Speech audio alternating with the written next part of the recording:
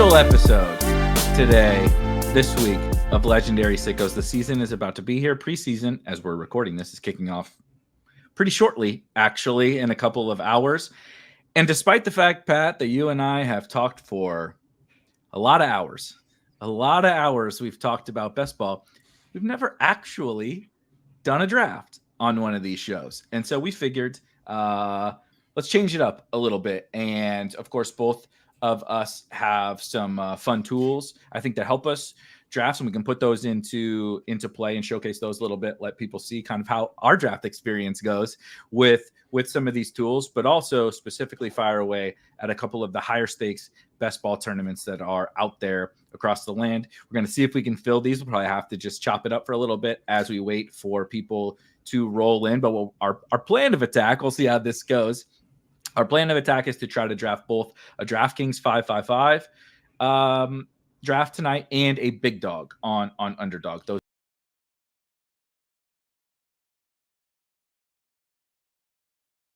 need both to fill. So we may be talking for a while, but you guys are probably pretty used to that if you're a longtime listener of Legendary Sickos.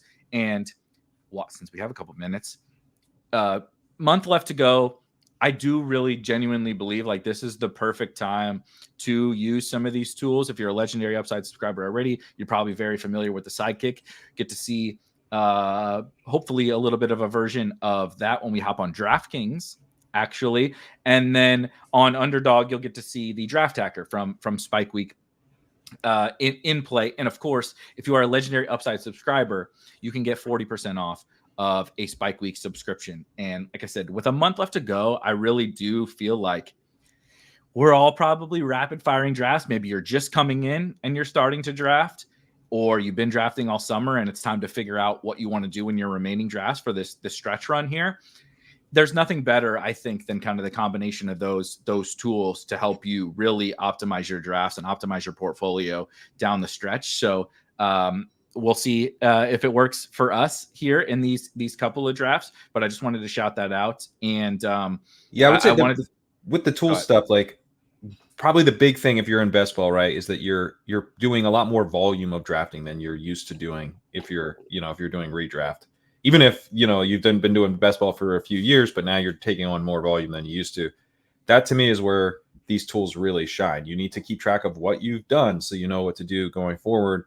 And you need, to feel like you're comfortable in the draft, which I think the Draft Hacker really helps with highlighting the correlations. That's also what the Sidekick helps you do by dynamically shifting the rankings based on what you've already done in that specific draft. So as you kind of try to get more teams drafted, I think that's where, the tools are really helpful. I totally agree. And all they're really doing, right, is taking what's in your brain, and instead of you having 12 tabs open or having a spreadsheet on the side or whatever, all it's doing is taking what's in your brain and making it just a little bit easier on you while you're in that draft. An example for me that I actually just recently encountered that we'll see if we encounter something similar tonight is, so my highest owned player across all best ball, every single site, is Tyler Allgeiers. Obviously, Atlanta Falcons running back. I just thought it was a bad price. Like if we're paying, it is a bad price. If we're paying pick 110 for Kyron's backup, I feel like pick 160 was a bad price for Bijan's backup, who I know is good. Yeah. And we're obviously excited about the Falcons. So I was kind of flag planting Tyler Allgeiers up until this point. So I've tons of, I'm closing in on 1,000 total teams drafted. And I have tons of Tyler Allgeiers if he's my highest owned player. I believe it was in BBM specifically. I'm like fine on the Eagles as a team. It's you're never really going to get like mega overweight the Eagles. It's very difficult given the price of AJ Brown goes in the first round, Devonta Smith goes at the 2-3 turn, Jalen Hurts, right, Saquon Barkley. So, but I like the Eagles. Obviously, I like the Eagles, and then you have the CeeDee Lamb, little correlation stuff. And despite having countless Tyler Allgeiers teams, I was like, I don't have Tyler Allgeiers on an AJ Brown, Jalen Hurts team yet. And we're a month away from the season.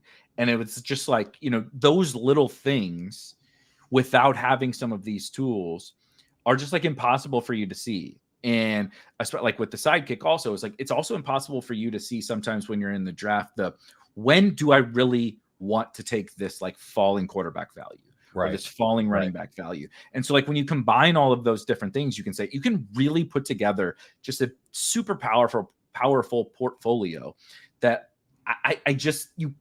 look, we do this like professionally basically. And my brain can't comprehend that, clearly, because I've drafted 1,000 teams and I didn't have any of that particular combination. Just off the top of your head, which one of those is your favorite? Which, because people ask me like, oh, do you have like any teams you're like really excited about? I was like, man, I'm drafting and I'm moving and then I'm drafting again. Like you're not, it's hard to like review these teams individually. You kind of got to move up a level and review them from a macro level. And it's helpful to have tools be able to, help you do that, which you guys do a great job of.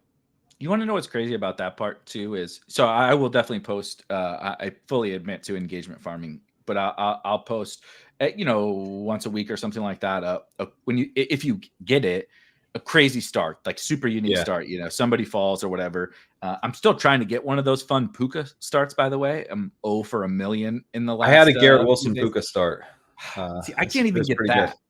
Yeah. It's just like every time I'm like, this Puka falling thing, all I'm doing is taking Marvin Harrison and Puka, and it's like I was already doing that before, just in the different order.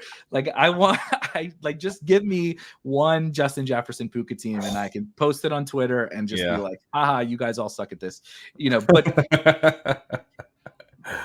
like all like that's a lot of the stuff specifically right now that like I'm really focused on is, I have a bunch of the Puka Marvin Harrison. I have Marvin Harrison and Drake London. I have Puka Nacua and Drake London. I have like all these different combinations. And to your point on like favorite teams, it's like there are certainly some teams where I'm like, dang it, this didn't go well.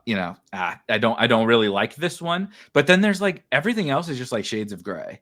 It's like we don't know yet, basically. We have no idea. Like the teams that we all loved last year, you get to week 17 or whatever, and you're like, teams I love were absolutely terrible. My best team was an extreme zero running back team with several players I didn't even like.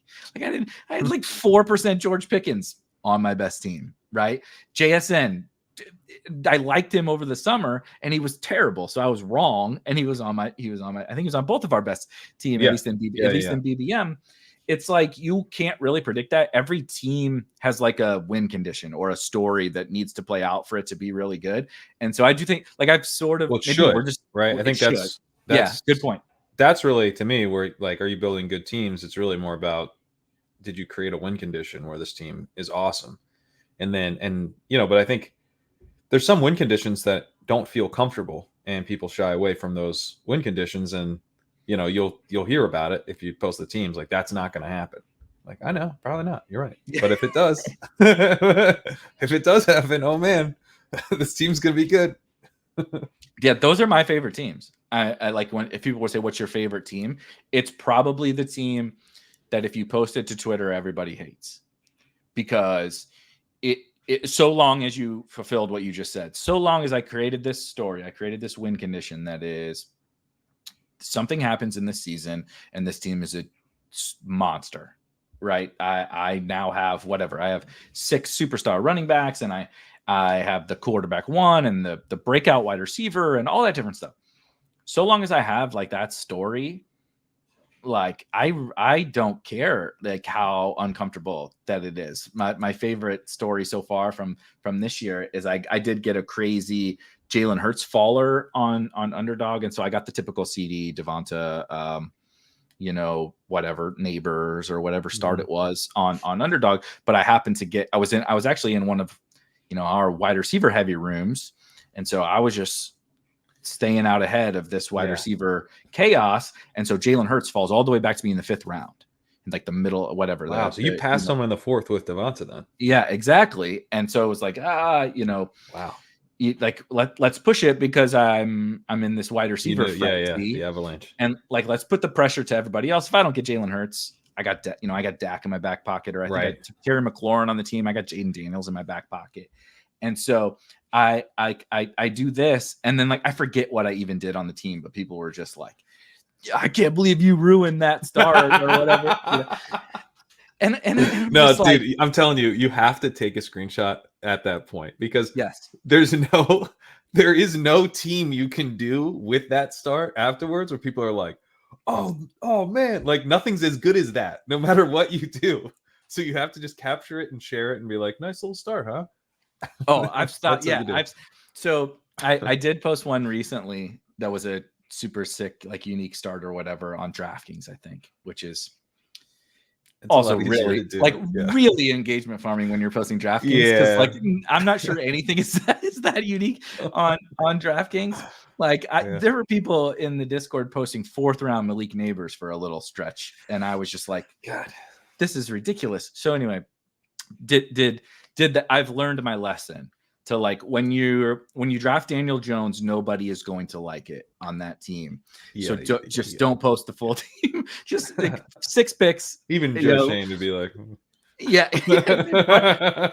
Brian Dayball's like, I don't know, really? man. Are you sure? Are you sure? Was Fields available? Yeah, exactly. Brian Dayball's like, you should take Justin Fields probably. As these are filling, I don't know what the 555 is sitting at. We haven't budged on the. We got up to 8, okay, and then we went down to 6, and now we're back up to 7. So I don't know. Okay. I don't know what happened there. We'll see how this goes. Who knows? Maybe we're going to turn this into just a 2-hour podcast with no draft. Well, we thought. I mean, it could go one of 2 ways. This is just a regular old legendary Sickos, or we do $1,000 worth of drafts in total chaos. Because it's not that one of these is going to fill. They're both going to fill at the exact same time, or none of them are filling. That's the way this is going to go. We're literally going to bullshit for 2 hours, or they're probably going to fill at the same time, and yeah, we're screwed. But I do want to talk a little bit about like just general strategy around some of the higher stake stuff. I don't want to lead the witness, but I do feel like from a contest specific, like a tournament specific perspective, there isn't all that much that changes really for me in a lot of these higher stakes tournaments. I actually tend to push things maybe a little more extreme in some of them, not because I think it's even necessarily better for the tournament, but smaller field final, all that kind of stuff, like with the 555 and it really revolves around the opponents. And the higher you go up in stakes, I think there's a small myth that like it's for sure getting sharper, like that your competition is getting tougher. And I think the toughest competition in all of best ball is probably like May BBM drafts. May Puppy, I think. Yeah. I think the Puppy's the hardest tournament in this space. It's absolutely impossible. I do it because it's fun and it's $5, and so you can fire a bunch for cheap. But I think that the competition in those is actually it's reps, not stakes. Yes. Yeah, that's where I'm just like I gotta get a bunch of these in, and if I lose this, $750 or whatever in the Puppy, cool, because I'm hopefully getting better for my August BBM drafts. So I actually like to play, not like I'm not like going absolutely crazy in these, the 555 or the big dog, but I do like to kind of play my opponents a little bit more than play the tournament format. So I think a lot of people will draft more quarterbacks and more tight ends, and they're not going to take any risks in the late rounds. And I'm not saying we got to go crazy. We were talking before the show, like about one of my guys, Cody Schrader. Like, I'm not going to be touting Cody Schrader tonight. Like, I don't got to go that crazy in these tournaments, but I do like to, like I said, more so play the opponents than play the tournament format. And I think people do that the opposite a little bit. They'll like take BBM and be like, it's this crazy large field, I got to go take some weird shots or do some weird things. And that's partially true. But I think that it can be a little more exploitable in like especially on DraftKings, the 555, where you're getting the DFS regs and, you're getting these guys that are firing in. And I'm not sure that they're the stiffest of competition. No offense. They're just not like grinding best ball like we are. There. I mean, yeah, there's auto drafters, and these guys are, tax harvesting and stuff in this tournament. And so I actually like to be a little more aggressive in some of these tournaments than maybe I actually would be in Best Ball Mania. Yeah, I tend to be more like my highest confidence stands. I'm going to make sure, like it's a big chunk of your your bankroll that's going to end up on this team. And so, like if you can talk about your percentages on a player, but there's also the dollars on that player. And so I tend to, with the guys that I'm like, I really am not just comfortable, but looking to have my season come down to these plays a little bit. I'm a bit more focused on making sure I grab those players. I also at the same time with some things like stacks, I'll sometimes push that. It depends on the rooms too, to your point. Like you got to kind of understand what's happening a little bit with who's in there. But like some of my best stacked teams are in the big dog because I am able to rely on other people drafting rationally. Good point. So this is back in June, I think, where I had Kelsey in the 4th, and then I took probably Worthy or Rice. I can't remember. It's probably Worthy at the time. And I did not take Mahomes in the late 5th. But the reason I didn't is because there was a bunch of elite quarterbacks on that side of the board. And I think Rice was going so late at that point. I think he was more like late. He was at the 6-7 turn at the time that I was like, I don't think or maybe he was gone. I can't remember why I felt confident enough to do this, but it worked. And I got Mahomes to come back in the 6th. But that doesn't have like someone just takes naked Mahomes in most lower stakes stuff because they're like, I don't know, it's naked Mahomes. I'm also like kind of punting this $5 off. So, maybe naked Mahomes is what you need, and in a higher stakes draft, people aren't like, I think for good reason. They're like, I don't want to like make this a naked Mahomes team for $500. That's no fun. It's just much more likely to come back to you. So, I'll sometimes, depending on my assessment of the board, but to your point, I think you want to do those kinds of assessments of the board, and the assessments of the room, which is why, firing up 2 drafts at the same time is probably not best strategy. Have we ever done anything that was the best strategy? We talked for about 7 hours about the prospect class earlier this summer. So, what most people think is normal is not generally what we do on this show. What do you think about any structural concepts? Do you have anything at all that you would think differently from a roster construction, how you structure your team perspective or structure strategies, right? Zero running back versus anchor running back versus whatever. Do you have any differences as we move up? So I don't even mean just like as we move up in price point. If BBM was as big as BBM was, but it was $500 to get into, that's just a price difference. It doesn't actually change the format of the tournament. Right. The part of the point of the price point being different is, it's easier to advance in the playoff rounds, and there's a smaller field final. So does anything structurally change for you? Yeah, I mean, I think week 17 correlation is just like objectively less important. When you look at the big dog, I think the final's 10 people. Like, you're not going to have to hit this. Yeah, final's 10 people. So it's 2 out of 12, 1 out of 6, 1 out of 6, 1 out of 10.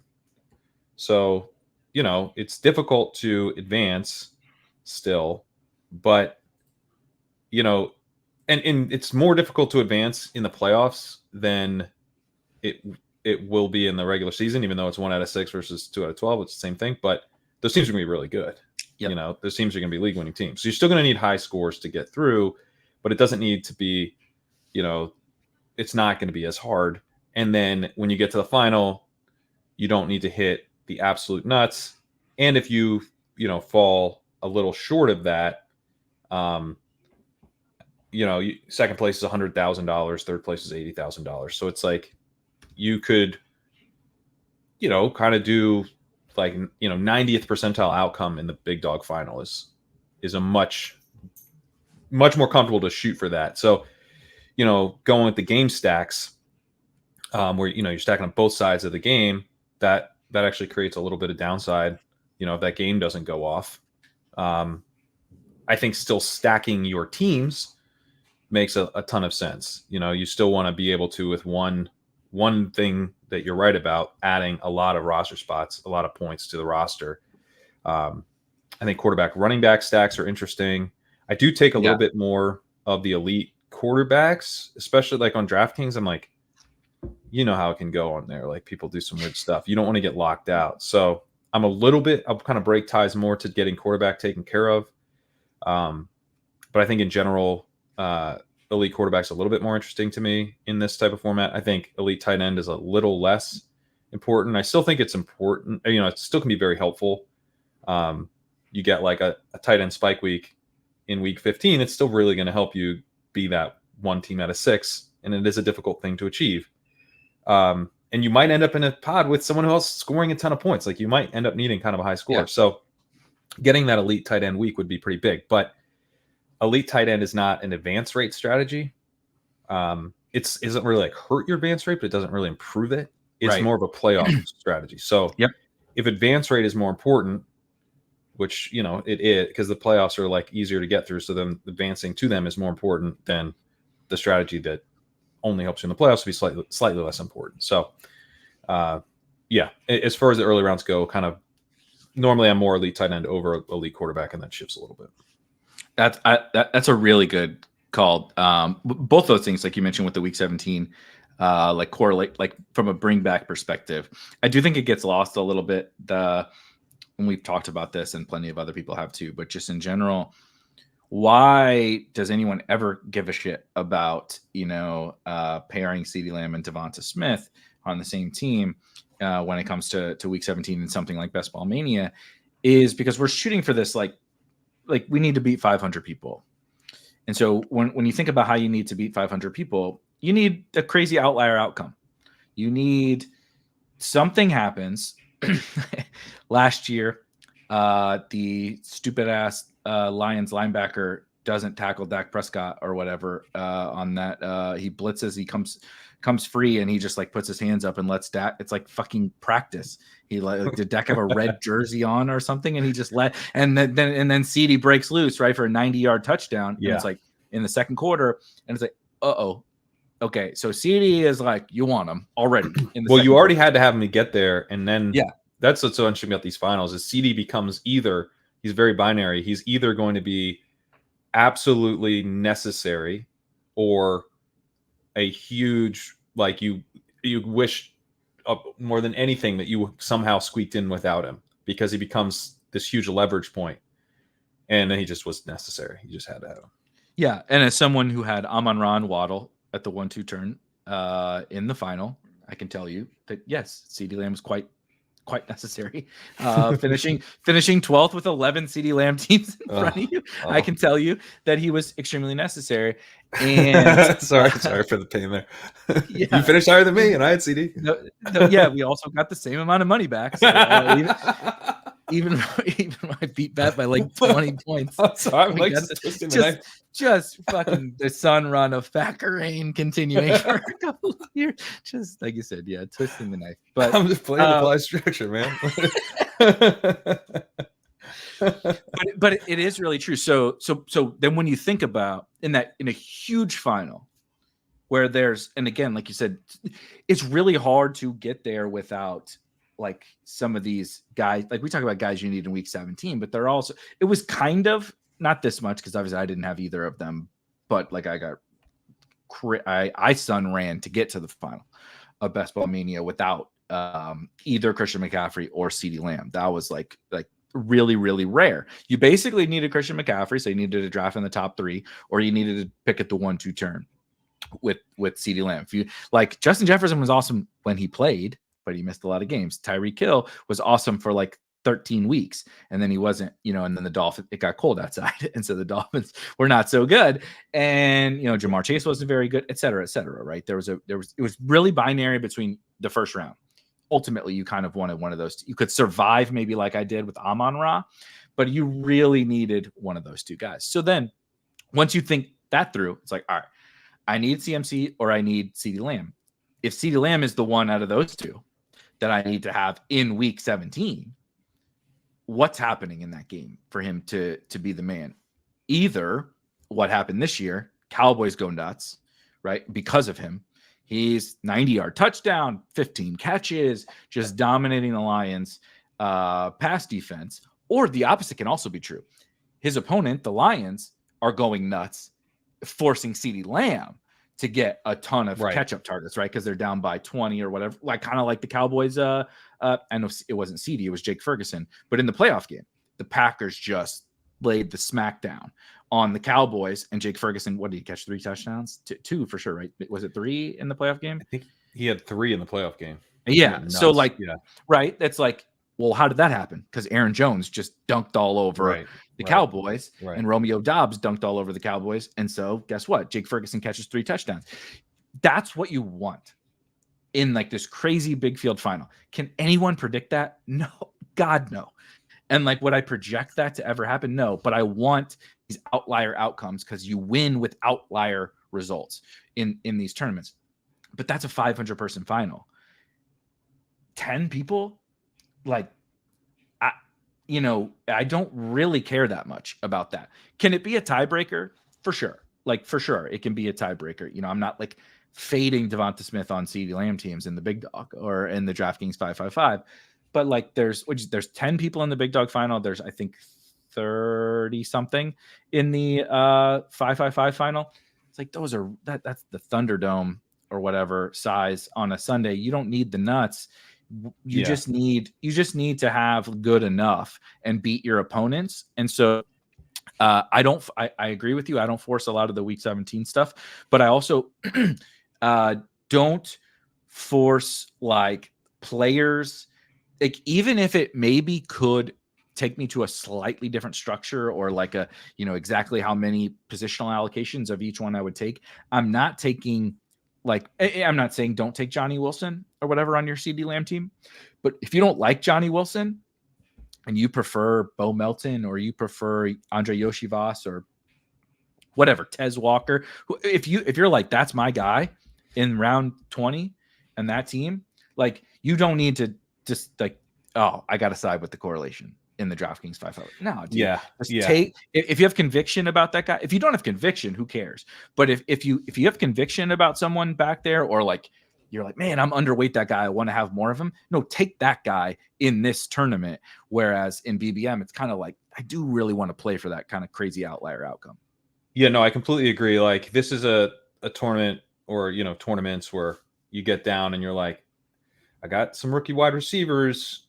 Should I just take like uncorrelated Rashad Bateman or Greg Dortch or whoever else that you're kind of like leaning on in those situations? Like, yeah, like, yes, you should, or whatever it is. Like, you're like, should I just go ahead and take this uncorrelated dude who would really help the team structurally? Yep. I think so. I mean, outside of like a random quarterback that you're doing that with, outside of, I guess, Fields or something. But like, yeah, I think you want to be. Now, I still do some correlation in these just because I'm like kind of used to it, and in some ways it kind of helps me keep track of the outs and everything. But yeah, I just think you're, especially like, let's say you were deciding between adding a bring back on one of your quarterbacks or an additional stacking partner with one of your quarterbacks. I think very clearly go with the additional stacking partner. The other thing is it'll help you in multiple weeks too. Like that, frankly, that's just more powerful. Full stop. Like, the stacks are more powerful than the bringbacks because they help you in the playoffs. Even in Best Ball Mania, they help you in week 15 and week 16, right? And week 17. So you get, the potential of, getting there because of the stack, and then they go off again, kind of like the Cowboys. So, in that sense, it's not specific to these tournaments, but I do think just because of the way these structures pay out, you want to be thinking about that. I mean, I don't know if I told you this, but I won the Big Dog 3 last year, and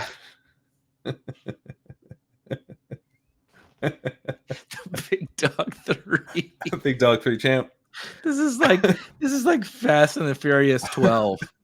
we've reached this point in best ball. It's like, is Vin Diesel still in Fast and the Furious? Like, Paul Walker passed away many years ago, and we're still making these fucking movies. That is what the Pomeranian 14. Put that in your Twitter bio. Yeah, see how many people fucking give a shit. It's not a big deal. It's not a big deal. So this score I took down this tournament, small tournament. It was, let's see, the final was 9 people. I think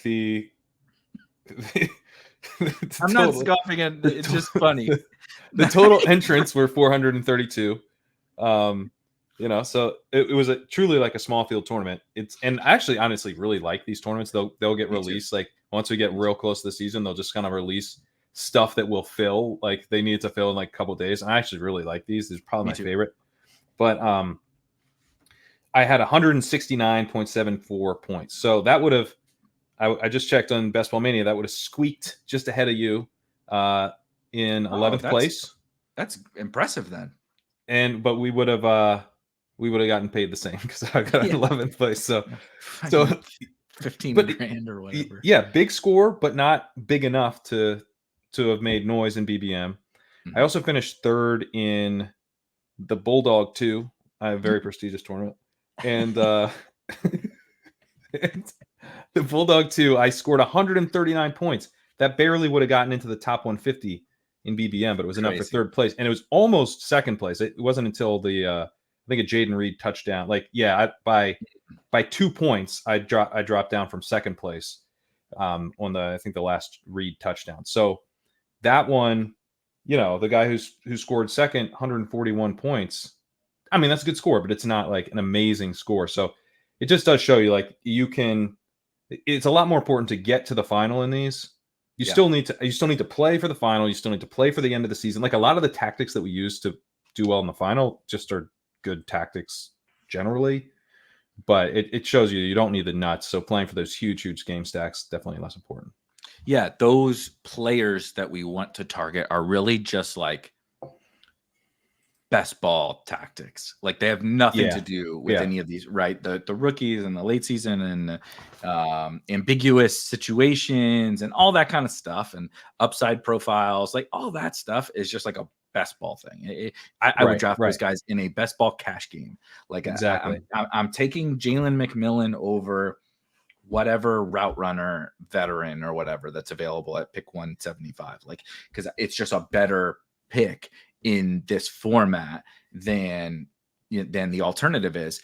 But where the thing that I did want to hit that you hit on that I'm particularly fascinated by in these higher stakes tournaments is the team stacking element. And like obviously we want to stack, like that's not profound to anybody. We're like, I think everybody, especially if you're listening to this, you understand the perks of team stacking and certainly quarterback, wide receiver stacking, whatever. But I think that the perks of like onslaughting in offense or like mega stacking in offense are like really elevated in that. Again, it's higher stakes, but really what I mean is that from this advancement structure, if there's a $3 tournament that goes 2 of 12, 1 of 6, 1 of 6, it would be the same. It'd be the exact same thing. But like, think about everything that we kind of outlined with how lessened that like bring back element is and everything. But you know how you can get some, like if I told you could be the only person with Jamar Chase in a 10-person final, right? Everybody else has Justin Jefferson or everybody else has Tyreek Hill or what, and you're the one Jamar Chase team because you drafted Joe Burrow and Jamar Chase and T. Higgins and Chase Brown and Andre Yoshivas or whatever, right? You drafted all those Bengals and they were just the Bengals were good. So that was a good thing. But then Jamar Chase maybe wasn't awesome in either week 15 or week 16 or both, but it was T. Or it was Chase Brown, or it was Yoshi caught 2 touchdowns in one of those games. Because you only had to beat 5 other teams in week 15 and week 16. So it's like, all right, they were a good bet for the whole season. So you advance, you got top 2. And then week 15 and 16, it's like, I definitely don't need the nuts in these weeks. I just need my like something about this offense to be good in those weeks. This did happen Best Ball Mania 2, I'm sure you recall, I know Liam definitely recalls, was Jamar Chase had the monster week 17, but he was not that popular in week 17 because he had a mega dud in week 16. It was T. Higgins who went for like 35 in week 16. So Joe Burrow was actually fairly popular, but the most popular stack with Joe Burrow was T. Higgins. And so, because that's just right. That's how when the results roll in that way. Amari Cooper wasn't a good pick last year, but he was the chalkiest guy in the final because when you go nuts in week 16, that's what happens. So like the power of that in a 10-person final is like really, really powerful. In a 500-person final, like Best Ball Mania, there starts to be that's a really tight needle to thread because you're giving away several roster spots that you can't really afford to give away. When you're sacrificing ceiling a little bit. You're sacrificing a ton of ceiling because you're like, okay, so I need Burrow to be good, and I got to have a Bengal goes nuts every week, but I'm one of them's going to go nuts, and then I got 3 more of them that are not going to hit my lineup most likely. Not to advance. I got to beat 15 teams, dude, in week 15 and 16, and they're really good teams. So you're like giving away 3 of your 18 roster spots, and not just 3 of your 18, but I mean a huge percentage of your overall team capital. Yes, right. So your auction dollars is like through the roof that you just get Joe Burrow in the 8th round, T in the 4th, Jamar Chase in the 1st, Chase Brown in the 9th. Like your whole team is basically because you're going to need like 30s. Like who's giving you 30s? And if this guy's giving you 30, is this other guy on his same team with that's it doesn't happen. Plays wide receiver next to him also getting 30? I don't think he is. You could maybe get a 16 or an 18 or something if you're which really you also lucky. need. The thing with Best Ball Mania is that you also need an 18. You're gonna I don't want to say like Tyreek Waddle is dead in Best Ball Mania because like Tyreek can go for 30, Waddle can go for 18. You got Tua is cheap enough. He comes along for a big quarterback spike week, so you're good. But like, it is a little thinner, because now you need another 30 probably from somewhere. I would probably really want an elite tight end on that team, I might say, if I'm thinking through that build, like, because you're going to need to lap people somewhere, and tight end's probably the easiest place to do it. But you're giving up because the cleanest way is 30 from your round 1, 30 from your round 2. Now, my team in Best Ball Mania 3, Saquon in my 2nd round pick didn't hit my lineup. Yeah. So it's not essential, but it's like, but if you said, Pat, would you like to zero out your 2nd round pick and head into week 17? That wasn't the plan. No, that's not, absolutely not. What are you talking about? So, it can work out that way. It's not what you would want to plan for. But last year, like Kyron was the dude who you're getting like 30 from Kyron, ish, right? And so, but like you're good, but do you want that to happen? Do you want to have to, for this team to work, hit on a dude in the 18th round who's going to go for 30? Like that's so, yeah, it's not like totally dead, but it's just like less appealing. Yeah. Also, to be clear, you want to know what makes the CeeDee Lamb shit in week 17 last year even more tilting was Jalen Waddle was my 2nd round pick. Shout out to the Spike Week tools. I was like, man, all of my opponents are doing this CD Amon-Ra thing, and I was doing it too. But I was like, let's just change it up a little bit at the 1-2 turn. Instead of continually drafting the same 2 guys at the 1-2 turn. And of course, that is the team that advances. And Jalen Waddle was inactive for week 17. No. It's like CD goes for 50, and my guy is in my pivot. To see didn't even play in the game. So yeah, that's the disaster scenario for all of that. But like, think about like when you have Achane and when you have Kyron and when you have Pickens and when you have those guys, and like when you have the guys like you did, like it's total chaos. But I don't want to put too many teams into my portfolio that are like, best case scenario, this 2nd round pick is like my flex. Yeah. To win the like I don't want to put too many teams in play to that. I will say I draft, like if I do the if Dolphins, he fell 2 in the 3rd, that's like the funny thing is like it really is price related. I'll do it. Yeah. I'll do it then because everybody else did it with the 2nd. Right. The 2nd round got right. So I have Nico I right have now, all of a sudden, if that's the Nico nuts, you have a better chance of actually having the nuts. 100%, 100%. But and so now I'm really seeking out Tua. I'm probably seeking out bring backs. I'm like really seeking out things to be like, all right, now, but like I finally have a Tyreek Waddle team that I think can win this whole thing, as opposed to, again, it's not that the other ones can't. It's just like I really kind of got to get super duper lucky with it. Whereas this is like, I know it sounds silly, one round, but it is kind of a gargantuan difference strictly because all of our opponents have it one way and we have like a pretty big leg up on them. No pun intended. We have a big leg up on them with just how that particular draft broke out. The other thing I was going to add is if I do this and like, if I'm just like onslaughting offenses in general, but certainly if I'm spending a bunch of draft capital to do it, Eagles, 49ers, who knows what the Aiyuk thing, but if I do CMC, and I don't do CMC, but if I do CMC, Debo, Kittle, right? I prefer the CMC thing doesn't make as much sense, but like Eagles, like I want to 0 RB it and just say, because like think about the scenario in which this thing wins. It's like, all right, Dolphins go nuts. I'm using both of their scores from the early rounds. How do I kind of back my way into these early round, like really overspending on one offense? I had Kyron, or I had Achane, or I had that late round guy who was a top 5 running back for that week, or the number 1 running, I had Rashad Penny from several years ago or whatever. Like I don't want to then take away kind of my wide receiver. I want to dominate every single position and then just kind of pray to the variance gods at the running back position and say, Dolphins smash, give me the elite tight end, give me a bunch of awesome wide receivers. I'm going to dominate you at those, what's that, 5 positions wider, so Tua's the nuts, 3 wide receivers, flex, tight end, and then just say, you guys took that Saquon, you guys took Achane, you guys took Pacheco, and I'm going to beat you with Allgeiers or Ty Chandler or whatever. That guy's the nuts in week 17. I like to kind of take it that one more step, especially in these tournaments.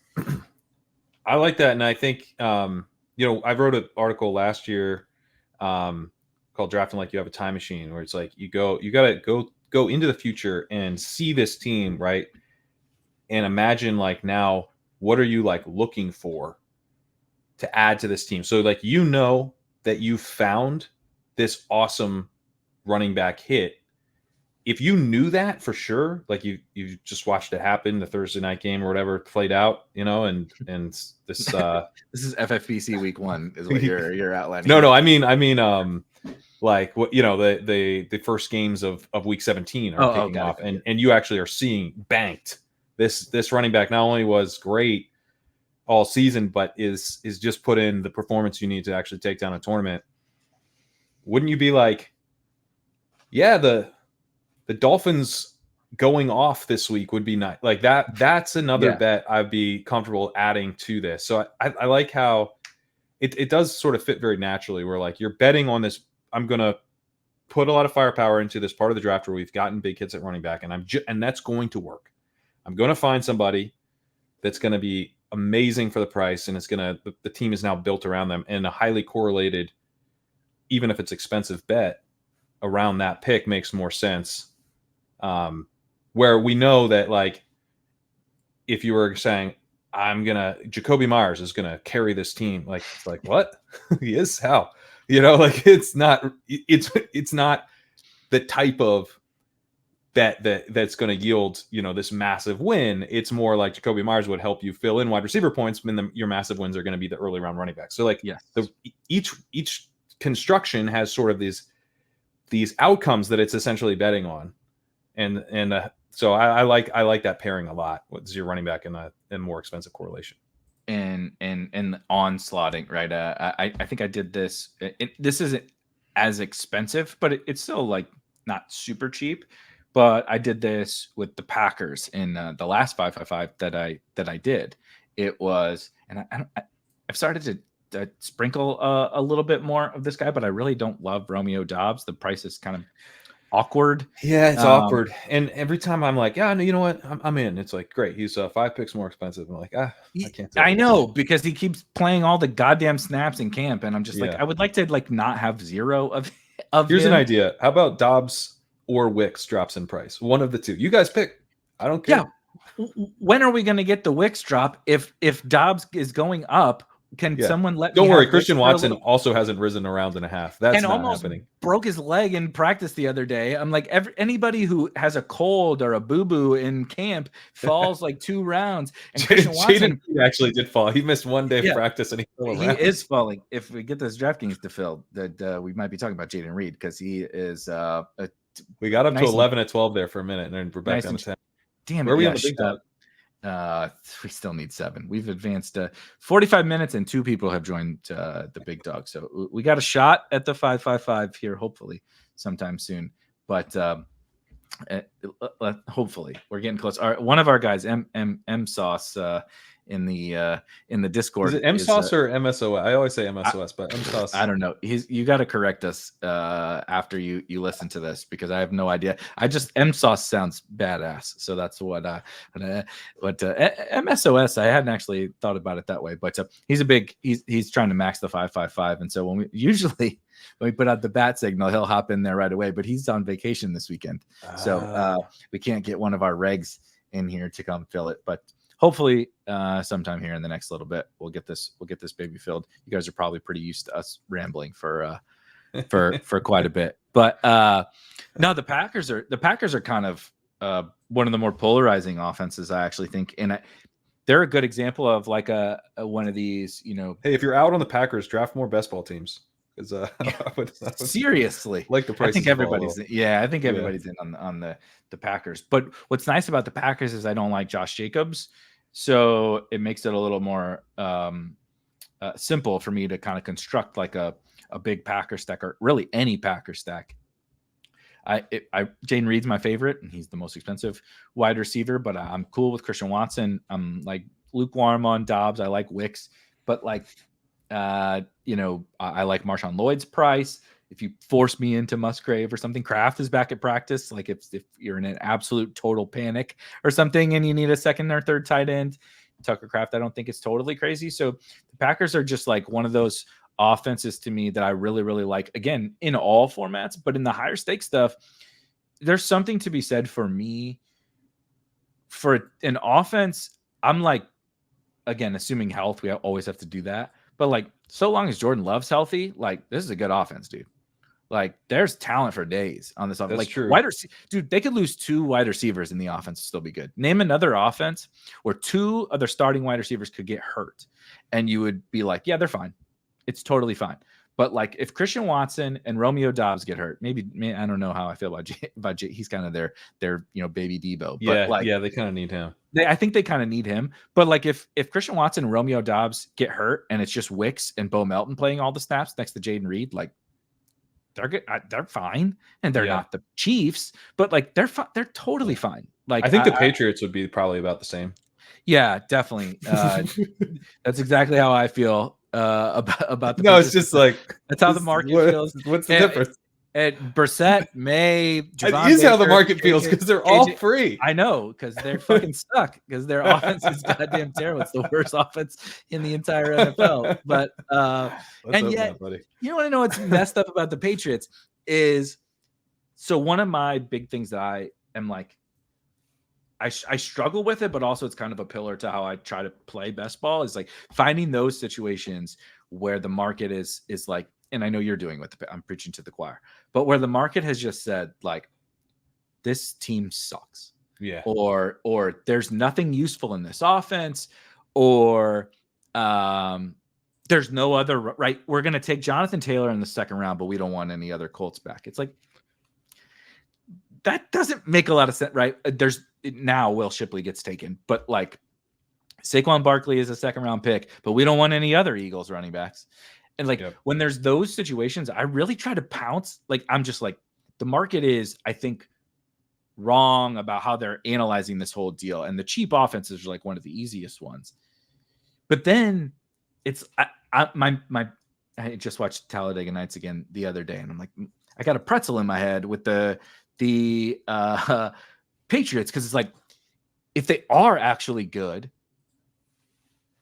is Jacoby Brissett helping? Like, are they 5-3 and Jacoby Brissett is helping drive them to be 5-3 and like they're better than we think?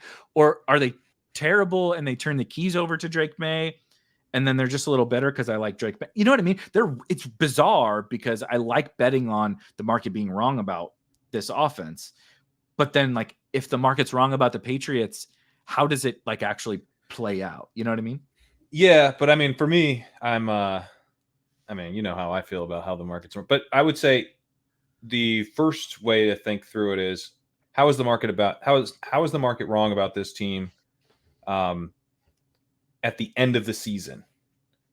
You know, because that's by far the most important part. So, you know, Stroud should have won everything, but it's like but you know, you lost Tank Dell along the way, who was one of the biggest hits that you got in that. And so, you know, I think the most important part, like how you're actually like, this is the dude that you won tournaments with, and it actually wasn't Stroud, it was Jordan Love, because he was the dude who had the big game at the end of the season. So, in that case, the rookie, you know, unsurprisingly, the rookie wide receiver was one of the pieces that you really wanted to have there. I think Tank Dell would have been an absolute smash had he not get hurt as well. So yeah, I mean, I'm drafting a ton of Jalen Polk.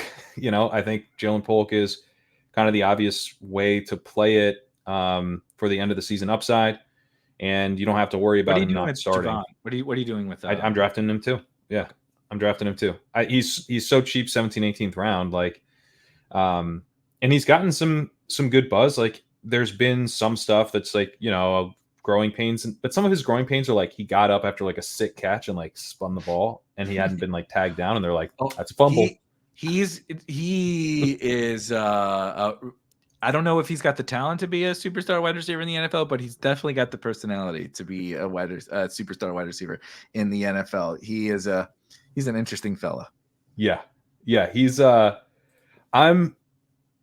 I mean, you know, it's tough because with Javon Baker, day 3 guy, you're taking much more of a risk of a 0, but it's such a wide open depth chart. And, you know, if he's any good at all, he could get out there. They also kind of need to know what they have in him, in part because no professional wide receiver is willing to go to New England right now.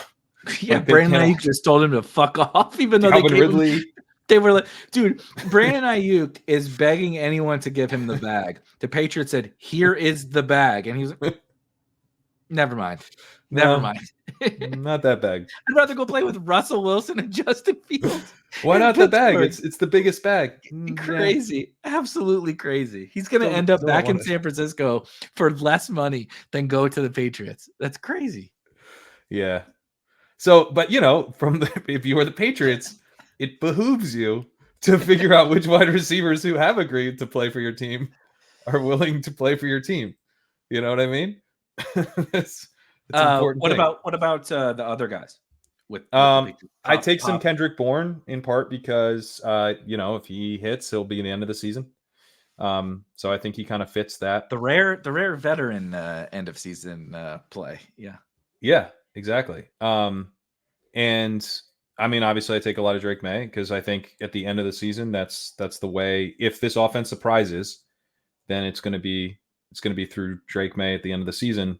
You know, if it surprises at the end of the season, it will be through Drake Maye. Is what I'm trying to say. And then, you know, the other thing is that how does this offense surprise over the course of the entire season? They have a bad offensive line. They can't. They're not going to be able to protect the quarterback very well. They really don't have any weapons, and the weapons that they do have, you know, are young and are going to have to get better over the course of the year. The offense is not going to be a disaster, I hope, under Van Pelt, but it's not going to be like this incredibly well-designed offense. So, Jacoby Brissett's outlook is extremely poor. You know, like that's like, yeah, technically anyone could surprise, but like, how do we really beat expectations? It's just like, fundamentally, it's through us being really wrong about how good a player was. We were really wrong about how good CJ Stroud is. We thought he was probably like, okay, and turns out he's awesome. So we're going to, if you really want an offense to surprise, the simplest way would be like, oh man, that dude's awesome. we didn't know that dude's awesome, and he is. Like, we didn't think Justin Herbert was awesome. He was awesome. You know, he comes in. The Chargers didn't think he was awesome. Tyrod Taylor was going to start all season, and he had the lung puncture. Doctor punctures his lung, and that's why Justin Herbert gets out on the field. I mean, honestly, Herbert wasn't going to play, you know, for a while. Maybe he plays midseason or something. But, you know, he gets out there early, and it's like, oh, we didn't realize what we had. And, you know, no one else in the fantasy community realized he was going to be that good either. So that's, to me, the simplest way. And that's why I take some Will Levis. You know, I bet on, like, what if they pass more and Will Levis is actually good? I think Will Levis stinks. They're definitely going to pass more. The second part is going to be a little bit a steeper hill to climb, I think. Look, man, I've drafted Zach Wilson. I have. There's graveyard here of Zach Wilson best ball team. Not like a ton, but like I have Zach Wilson best non-zero. Ball teams. Correct. Yeah. Mac Jones, Zach Wilson, Trey Lance, Desmond Ridder. Go down the list. Right. These guys fucking suck at actual football. Yeah. But like, you got to DFS tournaments have been won with these guys. Last year, there was a 1 week, it's only one, but like had this happened in week 17, imagine what we'd be talking about with best ball. There was 1 week last year that if you didn't have the Desmond Ridder, Drake London stack in DFS, it was over. You probably weren't cashing because they were also kind of popular, but like they were the stone. Desmond Ridder went for 30 something and Drake London went for 30 something. It's like, it happens, and guess what? He still sucked. He still absolutely sucked. Yeah. So right. That's another really good point. Is that like you just need a dude for a week, you know? So you like obviously like you really think Will Levis is going to be this year's Stroud? Like, no, I don't think that. Be this year's Howell, dude. Like, don't get benched. But don't get benched. Yeah. But he's not going to get benched. Like, no, he has to be so bad. He has to be so much worse than Howell was to get benched. Correct. So much worse. Yeah. So let me ask you then, pivoting a little bit from the Patriots side, because my current like total break glass in case of emergency. May's gone, Fields is gone, Daniel Jones is gone. You know, all these guys are gone. Is the Viking situation, and maybe this is a little bit of my like a player take bias, but I'm really not a JJ McCarthy guy. Wasn't in college, wasn't as a prospect. It's not looking so great for him so far in camp either. And look, I get it. The Vikings are probably not going to be awesome. They may lose some games early in the year, but again, it's another situation where teams surprise. And honestly, if there's anybody that I would like maybe play some chips on surprising, it's Kevin O'Connell and the Minnesota Vikings. Yeah. And even if they don't surprise in the win-loss column, I feel like overwhelmingly confident that they're going to certainly produce fantasy points. I mean, I have no. And O'Connell's well liked.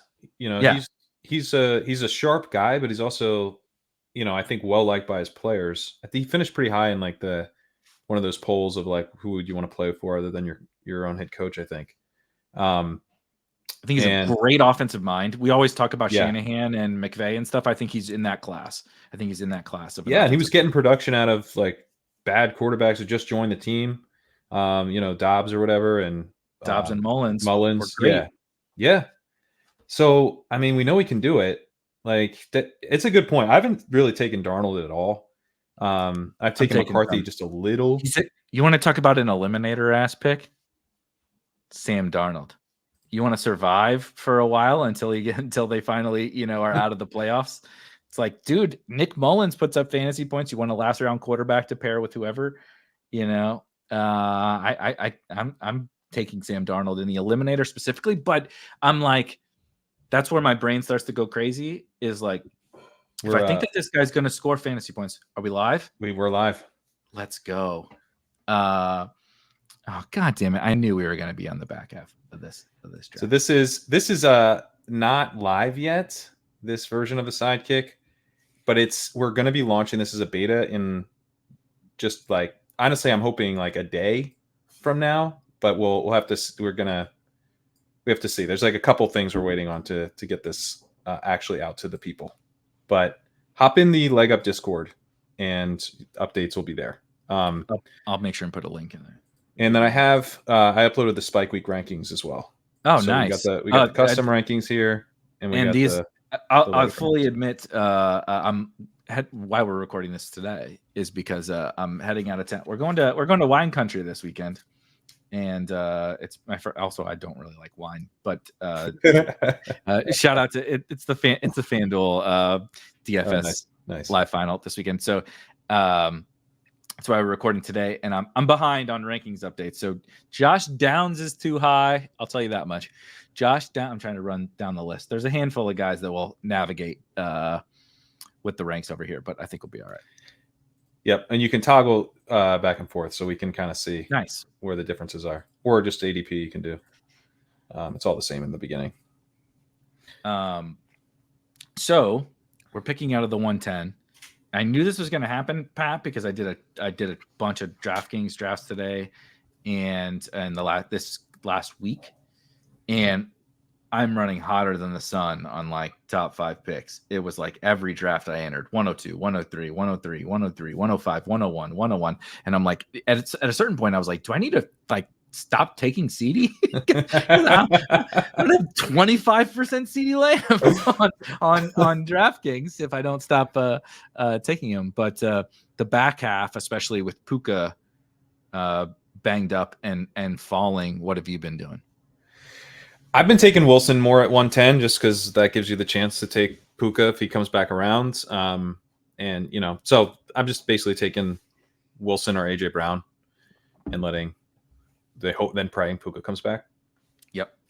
That works for me. Garrett Wilson, I like AJ Brown too, but I've been workshopping the Garrett Wilson as this year's CeeDee Lamb. Ooh. Like back half of the first round. We know he's very good at football. Alan Lazard and Mike Williams and Malachi Corley are that feels very Brandon Cooksian level, Michael Gallup level target competition with a quarterback who will very happily just lock on to this guy. I don't think that they have the like shootout potential. I really, really, really like the Jets defense, but it's like if Rodgers is fine, Garrett Wilson, why can't Garrett Wilson have 175 targets or whatever this year? Yeah, Gretsch has him over Justin Jefferson, he said. So there's okay. Yeah. I'm gonna have to message, but I do like it. I would take Garrett Wilson. But as we take Garrett Wilson, I'm gonna message Gretsch about Garrett Wilson. I like Garrett Wilson, Ben, but over maybe the best skill player in the NFL feels a little rich. All right, so we got the leg up ranks. We got I hope these are. I'm not seeing many differences here, so maybe that's funny. It's on the dev. So we'll say maybe it's not updating correctly. This is what we do over on dev. Yeah. Puka goes. I take Nico. Nico? Yeah, I'm into that. Yeah, I like. What about Debo? Is part of playing this trade stuff. I'm open to it. I just really love Nico Collins. I think maybe that's okay. Biasing me a little bit. I'm also a tick concerned. I don't get that concerned with some of this, like, the teams before that have been drafted, because there's so much that changes, over the whole player pool and the whole ADP environment. I'm not saying people have Garrett Wilson and someone and Deebo Samuel, but there are Deebo Samuel at, kind of around the 1-2 turn does make me feel a little queasy, I think. Maybe you when kind of need the trade, right? You're like, you really are betting on the trade. I think maybe once it happens and I have like the total confirmation, it's for sure. Maybe I'm being a little. Well, I think he's going to go. He might be the 111 here if the trade happens. I guess it's not that different, Yeah, it's not. It's not. Yeah. I think because then you'll just push Marvin, just Puka around. Whatever. There's the same combos.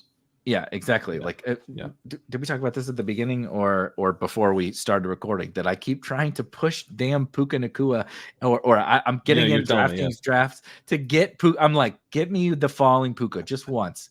And every DraftKings drafts, because you're like, I'm gonna get in this room. I'm gonna get 4th round Puka Nacua.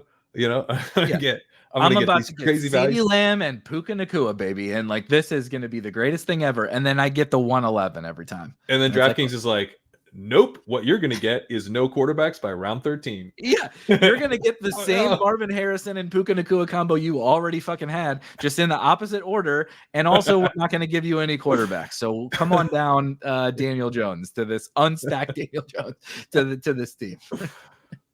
I love it. Oh, man.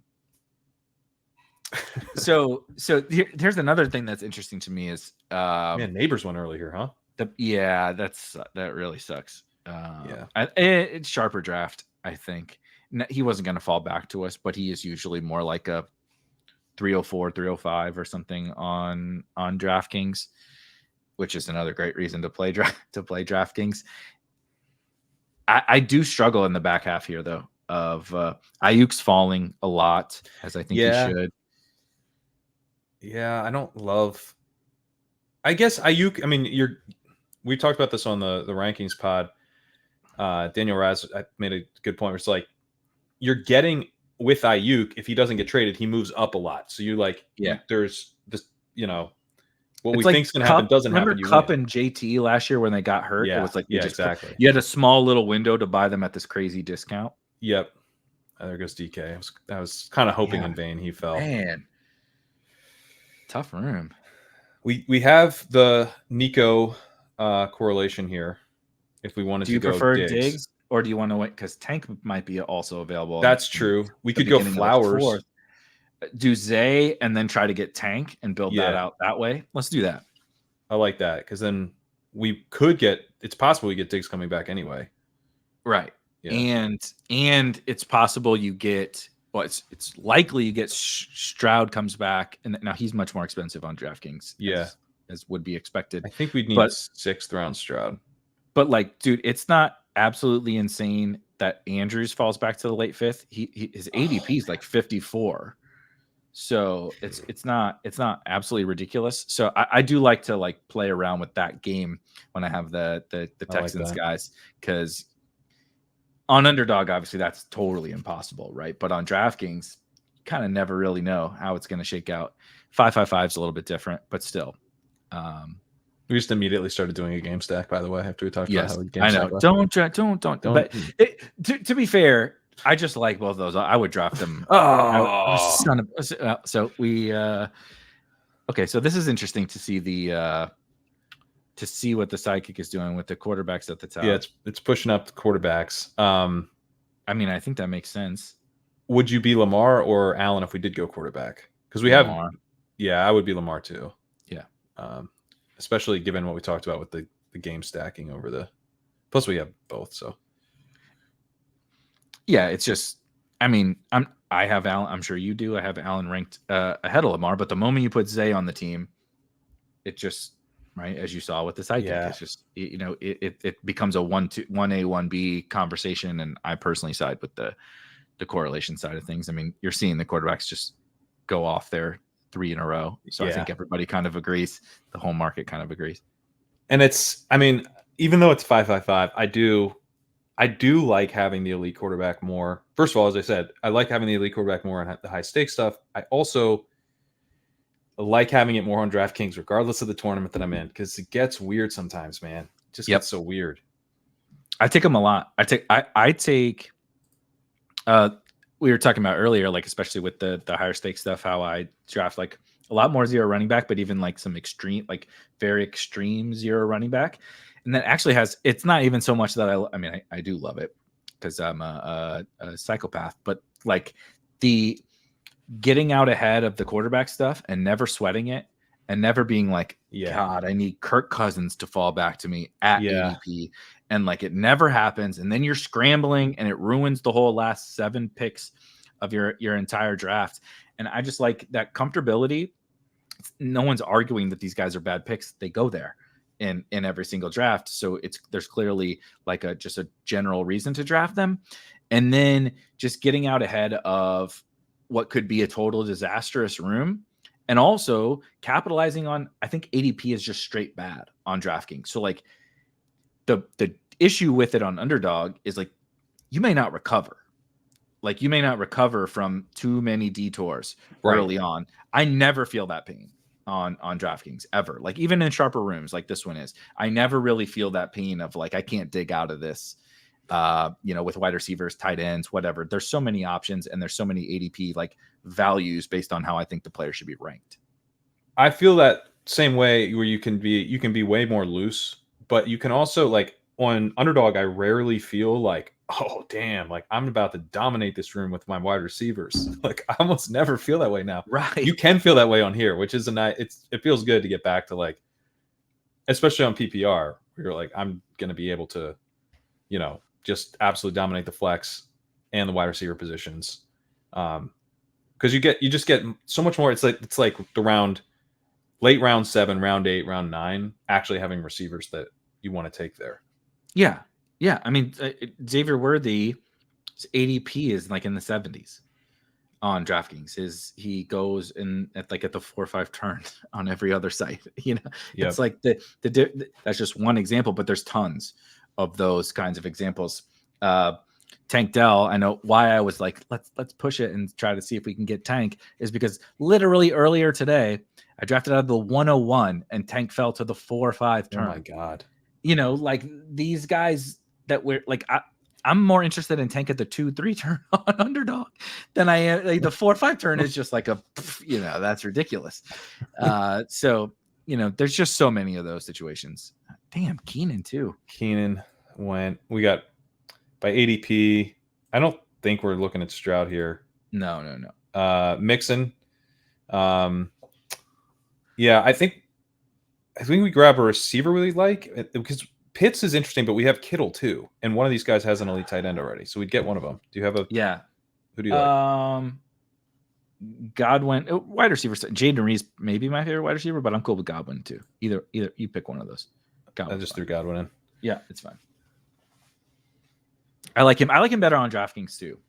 Yeah, for sure. He's a real nice fit move. I do think there's there's certainly concern about the Bucks regressing and Godwin regressing, but moving back into the slot, I think is being a tick overlooked. Like the guy was a fantasy superstar in the slot. There goes Pitts. So I think Mixon or Kittle for me. Deontay is also interesting if you want to just remember. I think it's Kittle for me. Okay. Kittle. We don't talk about Kittle. We don't talk about Kittle enough. This guy, if the trade happens, he's. Yeah. So if we were thinking about pulling Debo up because of the trade, I think the biggest winner from a point per dollar perspective, like Debo might be the actual like raw points winner, right? Without Brandon Aiyuk, point per dollar and positional winner is like George Kittle by a landslide. I think like if you can get George Kittle for a full season without Brandon Aiyuk, he already with Brandon Aiyuk and with Deebo Samuel was maybe the biggest spike week tight end that we like have ever seen. Like it's what he does. He's the best ball god at tight end. And if I can now get maybe like a tick more consistency without Brandon Aiyuk, like Jesus, man, if you're getting a bunch of usable, you're not getting 3-3-30. You're getting like 8-12-30. Like, oh my God, man, George Kittle is just an absolute monster. So he was already like, I like him with Brandon Aiyuk on the 49ers, but he's the guy who I'm actually super pumped now that we got him, but I've been trying to like, just like keep it in the back of my brain. Like everybody's doing the Debo thing and Kittle's price isn't moving with Brandon Aiyuk rumors. And I think it should. I think he should be going higher. Like I think he should probably go ahead of Pitts if certainly if Aiyuk gets traded. But if we're speculating on it, I don't see why he shouldn't go ahead of him. It's funny because Pitts seems to be moving up. I was like, is Pitts going to end up like coming up and passing Andrews? And I actually think Kittle might be the guy who moves up and passes like Kincaid. I don't know if he'll get past Andrews, but if the trade happens, I still think Pitts probably moves up. I would have been interested in Pitts if he fell. Me too. I was going to say Pitts if he came back to us. Yeah, but I'm pretty cool with this. What do you think of this? So the guy here goes Harrison, Puka, Diggs, Dell. So he's got Stroud and Kyler set up, and then he grabs Anthony Richardson. And then he grabs Pitts. Yeah, which just is a just a good pick. But I kind of get the idea. He's like, I've got the Texans guys. I can rely on them, but like Richardson's just going to be like week in, week out. But I think you already made your bet. I think I grabbed Stroud there. One Texan, I think is. Yeah. I probably would take AR over because I prefer Richardson to Stroud straight up. And so if I only have Tank or something like that, but like your third and fourth round pick are attached to this pocket passer, like I feel like he probably in this super high level rookie of the year, maybe MVP candidate. I would just, and I don't take a lot. I really like to push Stroud on all these different sites. But like if I did that, I would just take Stroud. I'm a little worried also. I know Downs will be back and fine. It's a really minuscule concern, but like these high ankle things we saw with Eckler, they can be bad. Cup, like these guys deal with some of these things. Cup was hamstring, right? But these injuries linger. And it's like Downs might be the best player on the offense besides JT. It's like if he's not right, that's not great for Richardson. That's true. I mean, yeah, it's probably just me. I'm probably just gonna have to watch as Pittman is actually a good pick after all. Yeah, exactly. Yeah. I'm like, great. I was coping. That's why I was coping so hard. Like, well, at least I didn't take zero. At least I didn't take zero Pittman. Yeah. Well, I did. This is Christian Watson. Yeah. Top ADP, top everything. Yeah, that's where I'm at. I mean, like I'm somewhat interested in Jameson Williams, but I think pretty clear tier break at wide receiver. Although Brian Thomas, I mean, if this was Underdog, I'd be totally comfortable taking him. So if we wanted to, let's do Watson. Yeah. We only had a second there, so put it in. But I just feel like they're very similar, kind of actually, in terms of their like best ball profile. And there's just a little more certainty on Christian Watson, both offensively and who he is as a football player.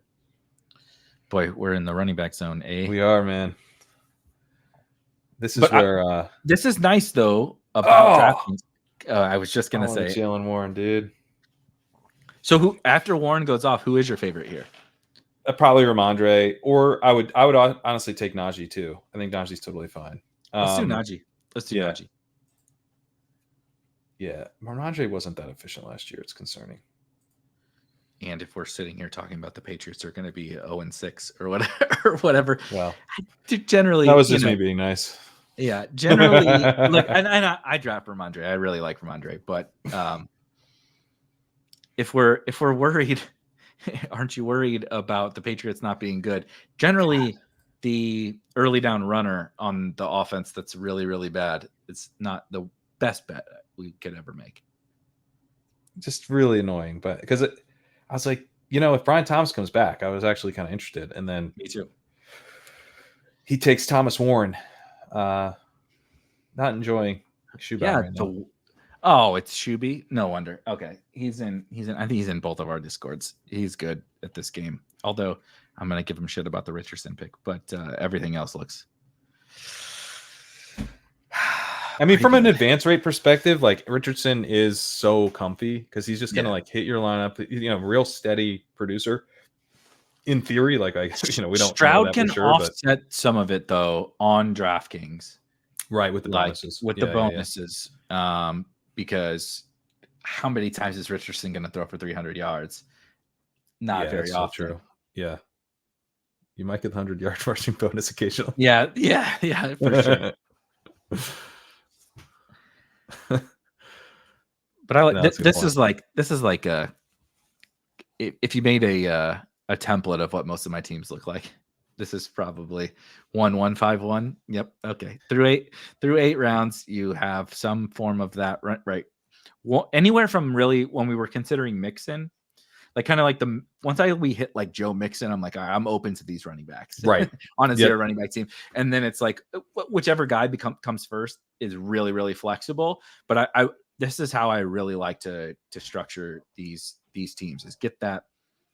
I prefer Warren just like you do, but whether it's Mixon, Warren, Aaron Jones, Ramondre, Najee, whoever, I kind of like treat them as an anchor almost, even though it's a zero running back build. They're almost like an anchor because it would have been like old school. We might have thought of them. Najee would be like a 5th round pick in a lot of other universes, you know? Yes. Ramondre was a 2-3 turn pick last year, and nothing has changed. Like basically nothing has changed, and you can draft him in the 8th round. We just learned that the Patriots really are bad on offense. But then they drafted a quarterback. They changed their OC, changed their head coach, got a new quarterback, drafted 2 fun rookie wide receivers. Like Ramondre is probably a better pick now, definitely a better pick at cost, but probably a higher upside pick now because outlook might be better. Exactly. And we were taking him at the 2-3 turn last year.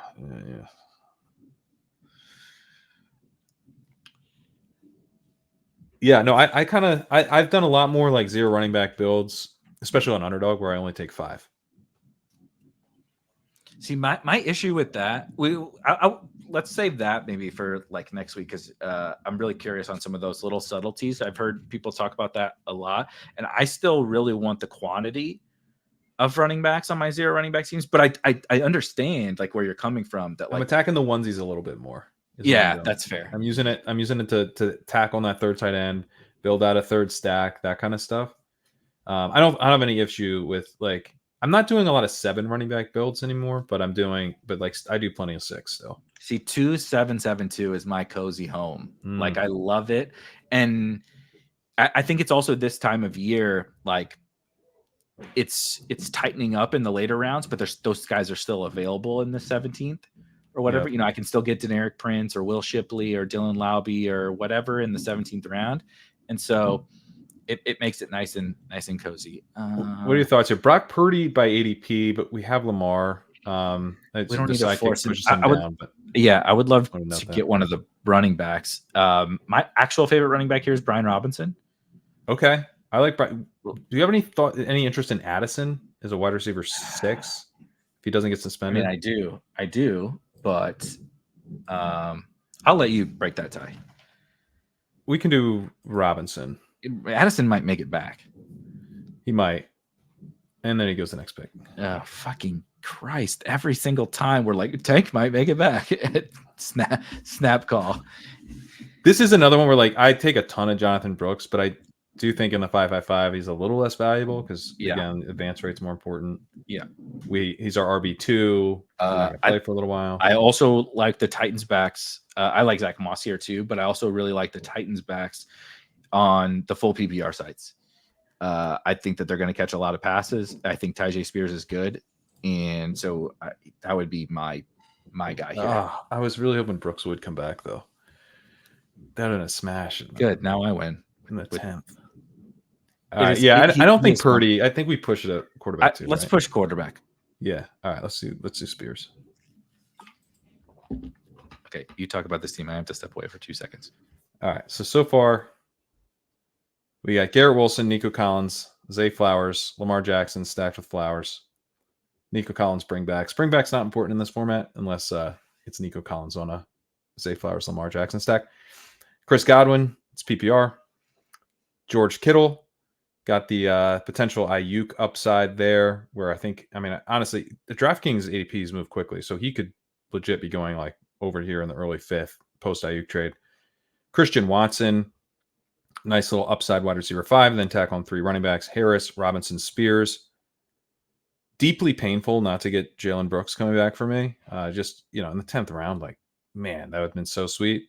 This guy grabs Jalen Warren, clearly just an awesome drafter. I mean, honestly, God, his last 5 picks, Pitts, Tom, like every single one, hoping Pitts, wanted him, Thomas wanted him, Jalen Warren wanted him, Jordan Addison. It really is all 5 of them. Yeah, it really is. Yeah. That's who I would have if we were on the clock. Every single one of those last 5. Tank. Diggs. Yep. This is just Puka. He started with Puka, by the way. Unbelievable. This is unbelievable. Should be. I'm gonna message him right now. I'm gonna boot him from the Discord. You're gonna message him that he's been banned. Hey, sick 555 team, bro. Go find it. Hope you enjoyed out in the wilderness. Not being here anymore. Go enjoy Liam's. Go join Liam's Discord. Send him an invite to Liam's and then ban him.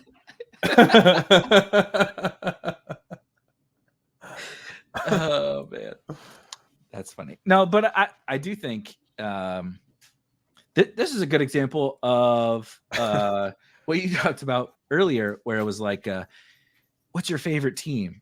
And it's like, well, my favorite team is the guy drafting next to us. Is this team right here? Yeah. But like you don't panic. We didn't get every single one of the exact players that we wanted, but like this team is great. Like I'm totally down to go to war with this, this team. This team's fun. Here, this team is awesome. And so there's so many different ways to build these awesome teams, even though like, oh, we wanted Tank, we wanted Pitts, whatever.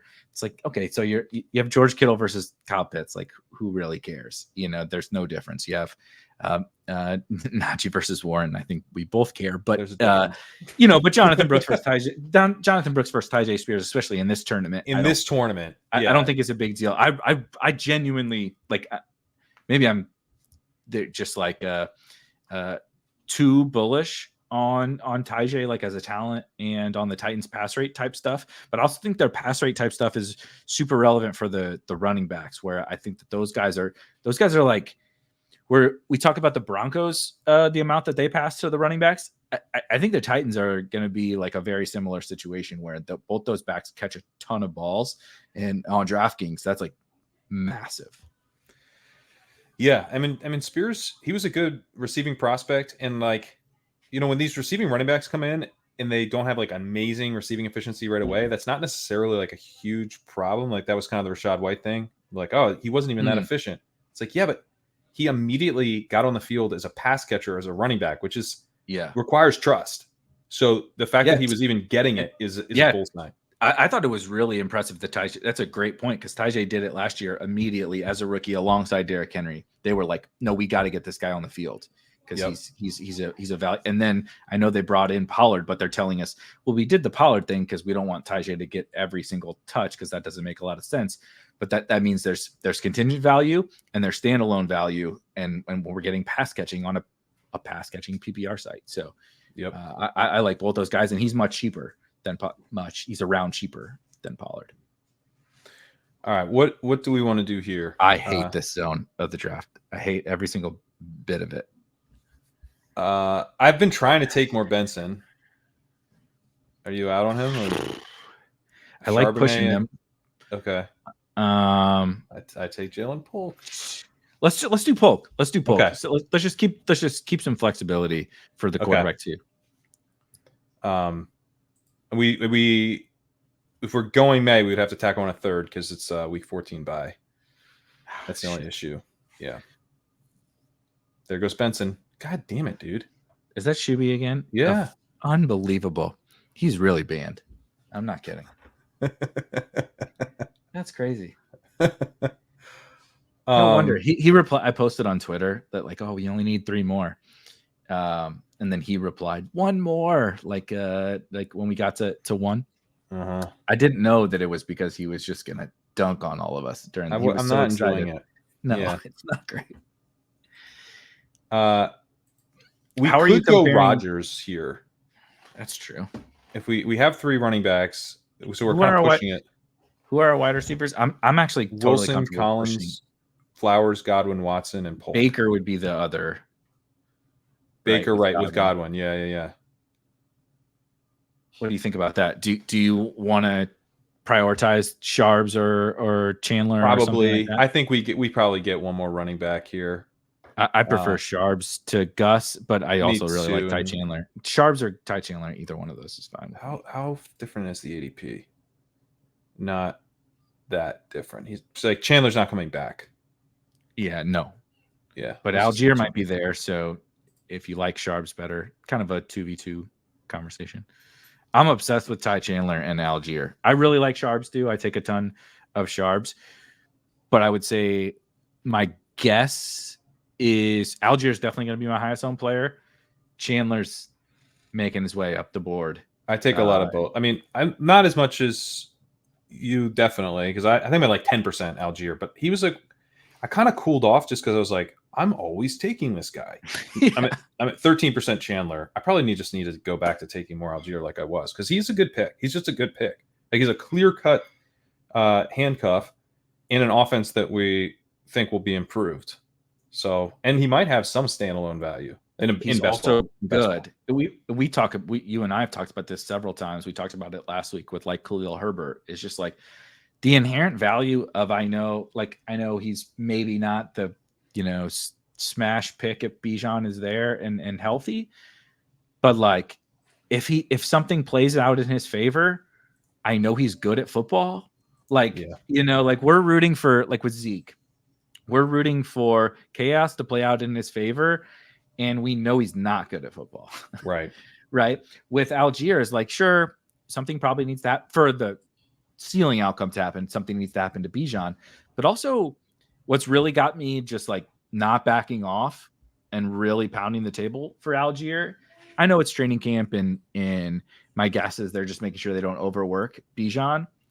But like, it's like a 50-50 split in every camp. If you go read the Falcons beats, they're like, no, Allgeier isn't like the backup. He's like the 1B to Bijan in camp. And that was not the expectation coming in. And that's why Allgeier was so cheap. And so if you ask me to project week 1, I'm going to say like 75% Bijan, 25% Allgeier. But like, that's more than the market is thinking it's going to be. The market, it thinks it's 98-2 or whatever. And so he's just, especially when you draft a lot of zero running back or hero running back, he's just such a comfy pick. I like that a lot. I mean, God, like I've been sneaky uncomfortable with Bijan the whole time. It's not. Me too. Honestly, it's a lot of projection. We're doing a lot of projection. He didn't. At least Brees did it. Brees has done it. Brees did it with Zach fucking Wilson and Tim Boyle. Pete's going around looking for these truth serum takes. I wonder, that might be a truth serum take for me. Bijan Robinson shouldn't be a first round pick. I know. I'm not gonna give away my truth serum take, but that's Sal. I'm submitting. I'm gonna have a submission to the. I'm still trying to figure out what I'm gonna do, but that would be a good one. Be a good one.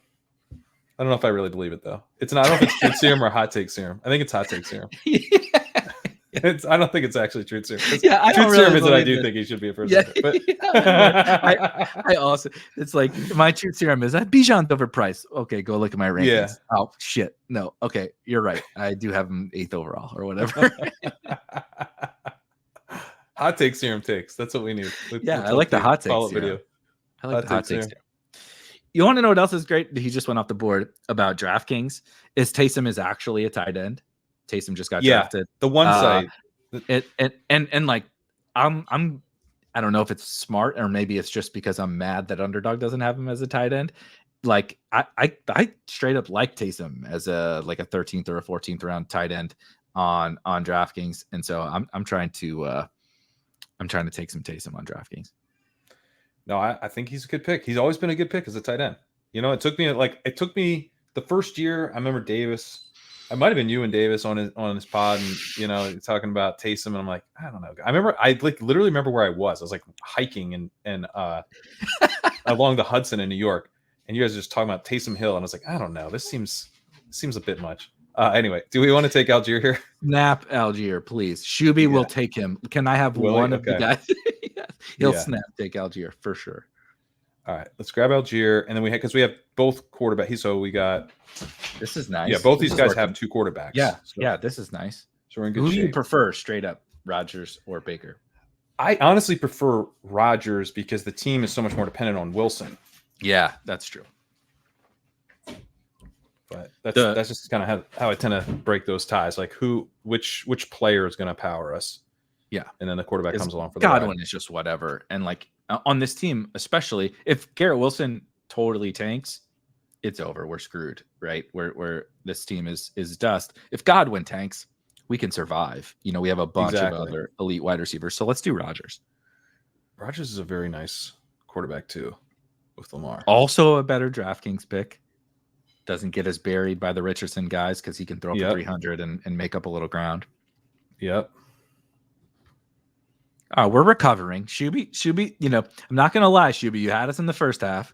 And the second half. And the second half. But deep in overtime. 2-minute warning. All right, the fourth 2-minute warning. This is like if anybody watched Serbia versus the United States basketball, this is Shuby is kicking our ass. Like Jokic was kicking the United States ass for the whole game, but we just pulled a Steph and LeBron and KD at the very end here. We're digging out. We're digging out. He got the Downs stack real cheap. 14th round Downs. Where'd you put Downs in your rankings now? He's about right here. Let's see. Because we were so high on him. Yeah, we have him at 148 in the rankings. So a little before this, I guess. What's 13 times 12 plus 3? So that's 159. He went in this. I don't know why they don't have the pick number on here. It's fucking DraftKings, man. Why? Don't ask why. It doesn't make a lot of sense. No, I think that's about right. I'm struggling because I'm really trying. That was the underdog rankings that I was setting, by the way. Let me pull up. He's better here for sure. I don't mean in a 555 necessarily. I just mean like on DraftKings. He's definitely a better DraftKings pick. I'm struggling with those kind of guys because I'm really, really trying to make sure I don't do the week one brain thing like we talked about last week. And he is clearly not a week one play now, but I'm trying to figure out what's the right way to handle, because he theoretically, assuming health, nothing has really changed in terms of Josh Downs from a week 17 perspective or a week 8 perspective, right? Or like we were talking about, or week 10 or whatever. Nothing has really changed, but it is an injury that can linger. They rush him back. Like that, things get like the whole season could get ruined for him. And so that does create an extra level of risk that did not exist before. So I'm like, I don't want to bury him because he might miss 2 weeks, but I don't want to not move him, down as much as I should. He's a tricky one.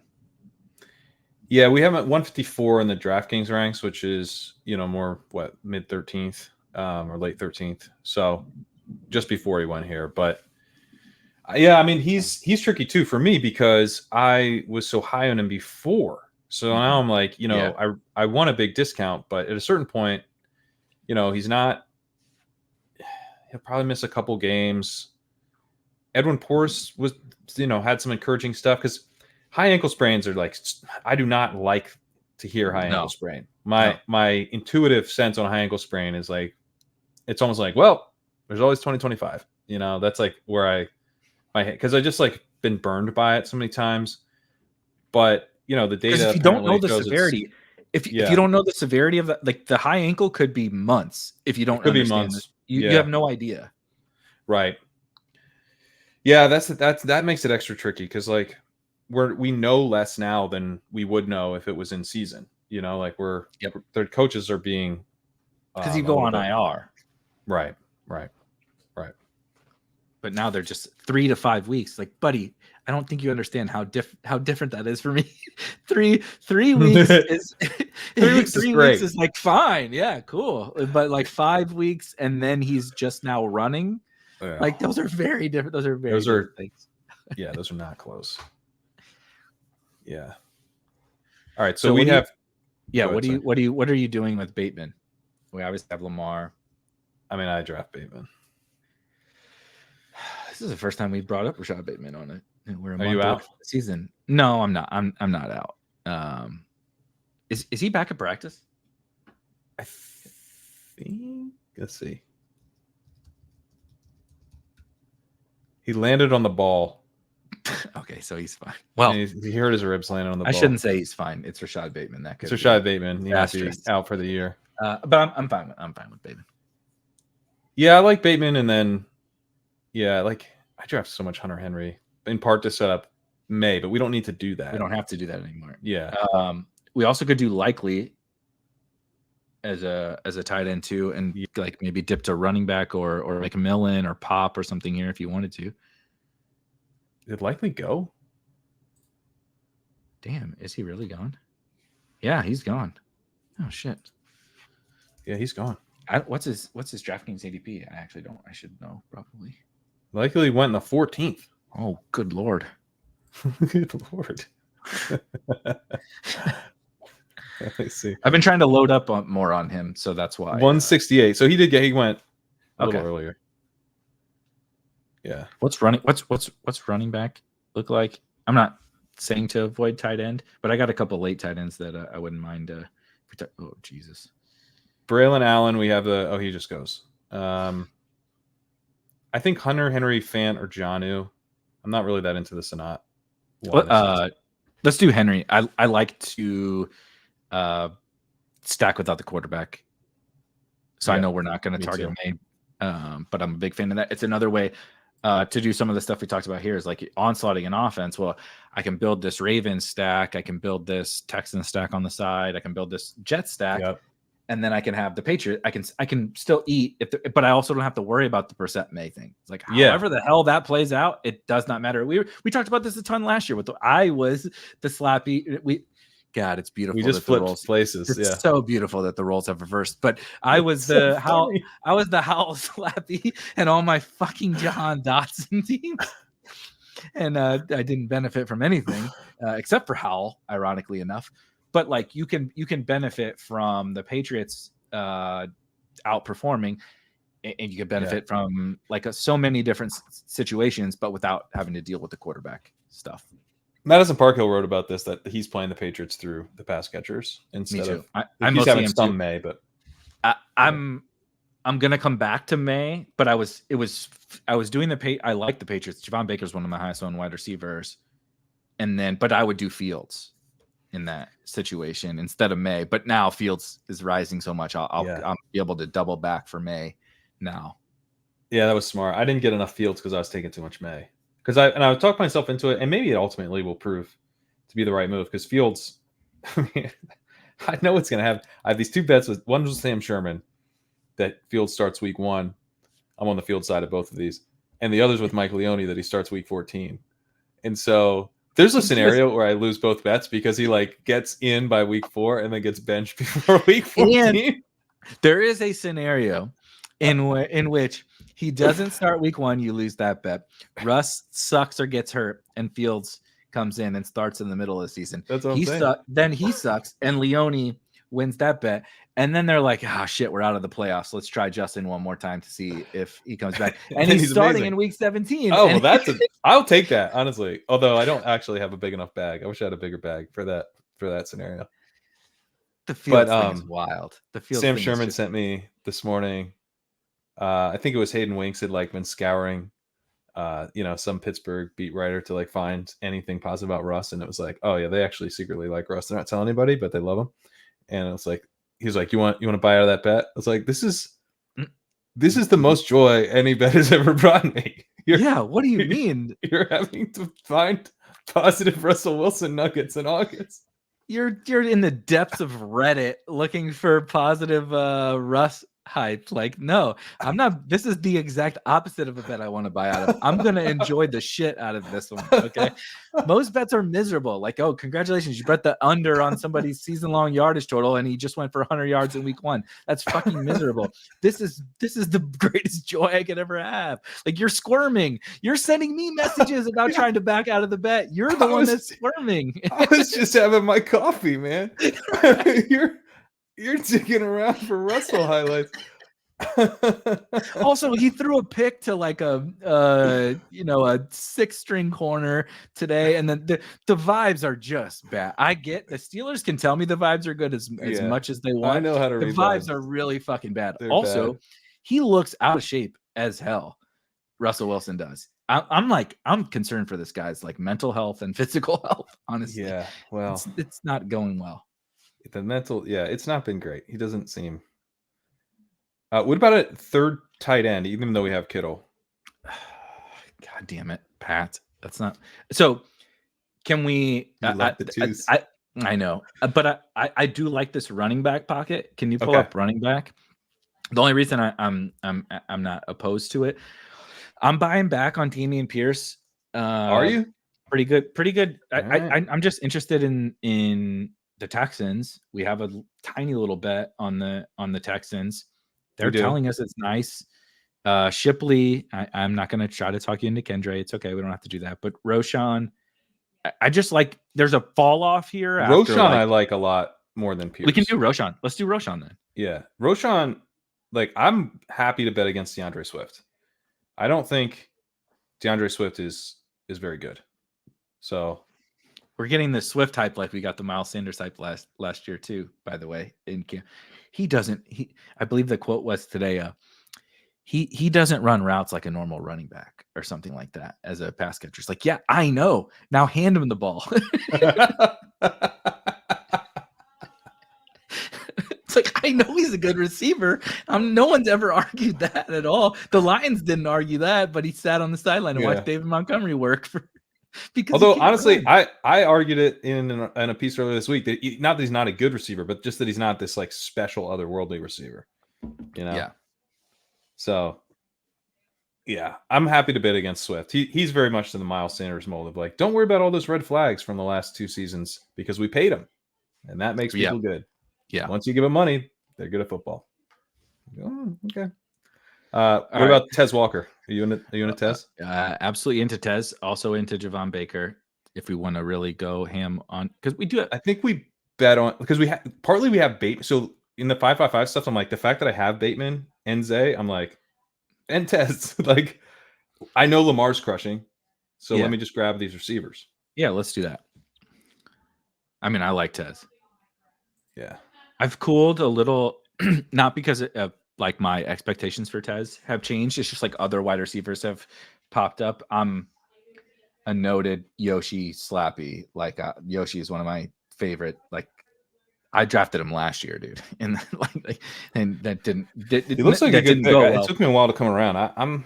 I'm definitely hammering him. Generic Prince. This was the other guy I was going to bring up. Was Generic Prince, and Yoshi are like my two.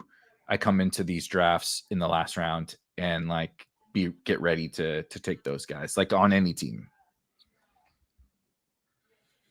Yeah, did Yoshi go or is he still here? He's still here. The 101. Oh, yeah, damn. But they took Chig. It's fine. Josh Wiley's backup. And the team's dead. So you stop at 2 tight ends with this. I tend to go to 3. Yeah, I do. I mean, I got 2 full-time starters, good football players on, I made a little Patriots bet. And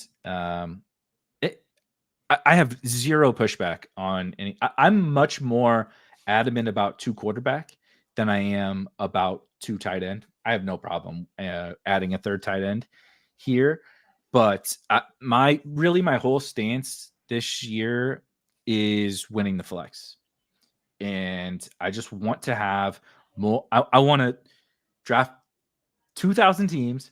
Shake them all up in a blender and say, all right, a handful of these are going to spit out an awesome 2 quarterbacks with an awesome 2 tight ends, and I'm going to have more volume than everybody else at running back and wide receiver. So I'm drafting, 2772, 2882, 2792, whatever. I'm drafting those teams and just saying, in the instance that I do, right, Lamar's the nuts, Rodgers is helpful as a 2nd quarterback, Kittle is the nuts, and Henry is helpful as a 2nd tight end. I don't need that other guy, and I just want to try to find Kyron, Puka, Tank, Achane, whatever with all these other guys. So right now we're at 2682. Yeah, to me, I think. I mean, honestly, I like the Prince call a lot. Sermon I basically only take when I have. Look at that, Rasheen Ali. Yeah, Print. We'll see if he comes back to us. Prince. Yeah, it's gross after Prince. I kind of can't believe he hasn't risen more. I understand all the concerns. Like you and I also, again, talked about it last week. It's definitely an audition. But, like, isn't that like what we wait for? We talk about waiting for information. And the Chiefs are telling us, we would like this guy to be the 2. Mm-hmm. We're giving him every opportunity to be the 2. And we're not going to take that guy on the Chiefs. Like, so what? He's the 3. worst case scenario, he's the 3 on the Chiefs. It's not great, but I'm drafting other guys who might be the 3. Right. Eli Mitchell might be the 3 on his offense. So. I was honestly starting to sweat that he wasn't coming back because I think he's a pretty great running back 7 on this build. I agree. We can do tight end with the last if you want. Now that I got my guy, I think at tight end. So let's talk about some of these. What do you think about some of the late tight ends? Like, I like Theo Johnson a lot, and he just goes, of course, Shuby. What about Mayer? Michael Mayer. I was gonna say Theo too. Eric All. Who else? I'm trying to think of some of the other. I mean, Juwan Johnson to me, in the 20th is just such a smash. Yep, I'm into Juwan. He's running like he's gonna be out there now. The Shuby, I just want to know if he's gonna break my heart or not. So he took Pitts, and then he took Theo. So he's very live to take Juwan actually for sure. God damn it. Kraft, that's another one. Kraft, yeah. We probably need to move him up the rankings. He's too far down. Oh no, he just went. Okay. I had him way too high, and then he got hurt, and then I buried him. Yeah, and now I did too. Torn pec, but how's he back? So that's like a good serious injury. This guy's the Wolverine. Seriously. All right, we got Juwan. Yeah, perfect. All right, Juwan Johnson. Good team. Honestly, a very good team. A good team. Let's what's the best way to review this? I guess the board. All right. Let me get the sidekick out of here. Okay. So I was covering up our other correlation panel, but okay. Wilson, Collins, Flowers, Lamar, Godwin, Kittle, Christian Watson. That's a nice start right there. 5 wide receivers, the elite onesies. Would have been nice if we could have gotten Mark Andrews come back, but whatever.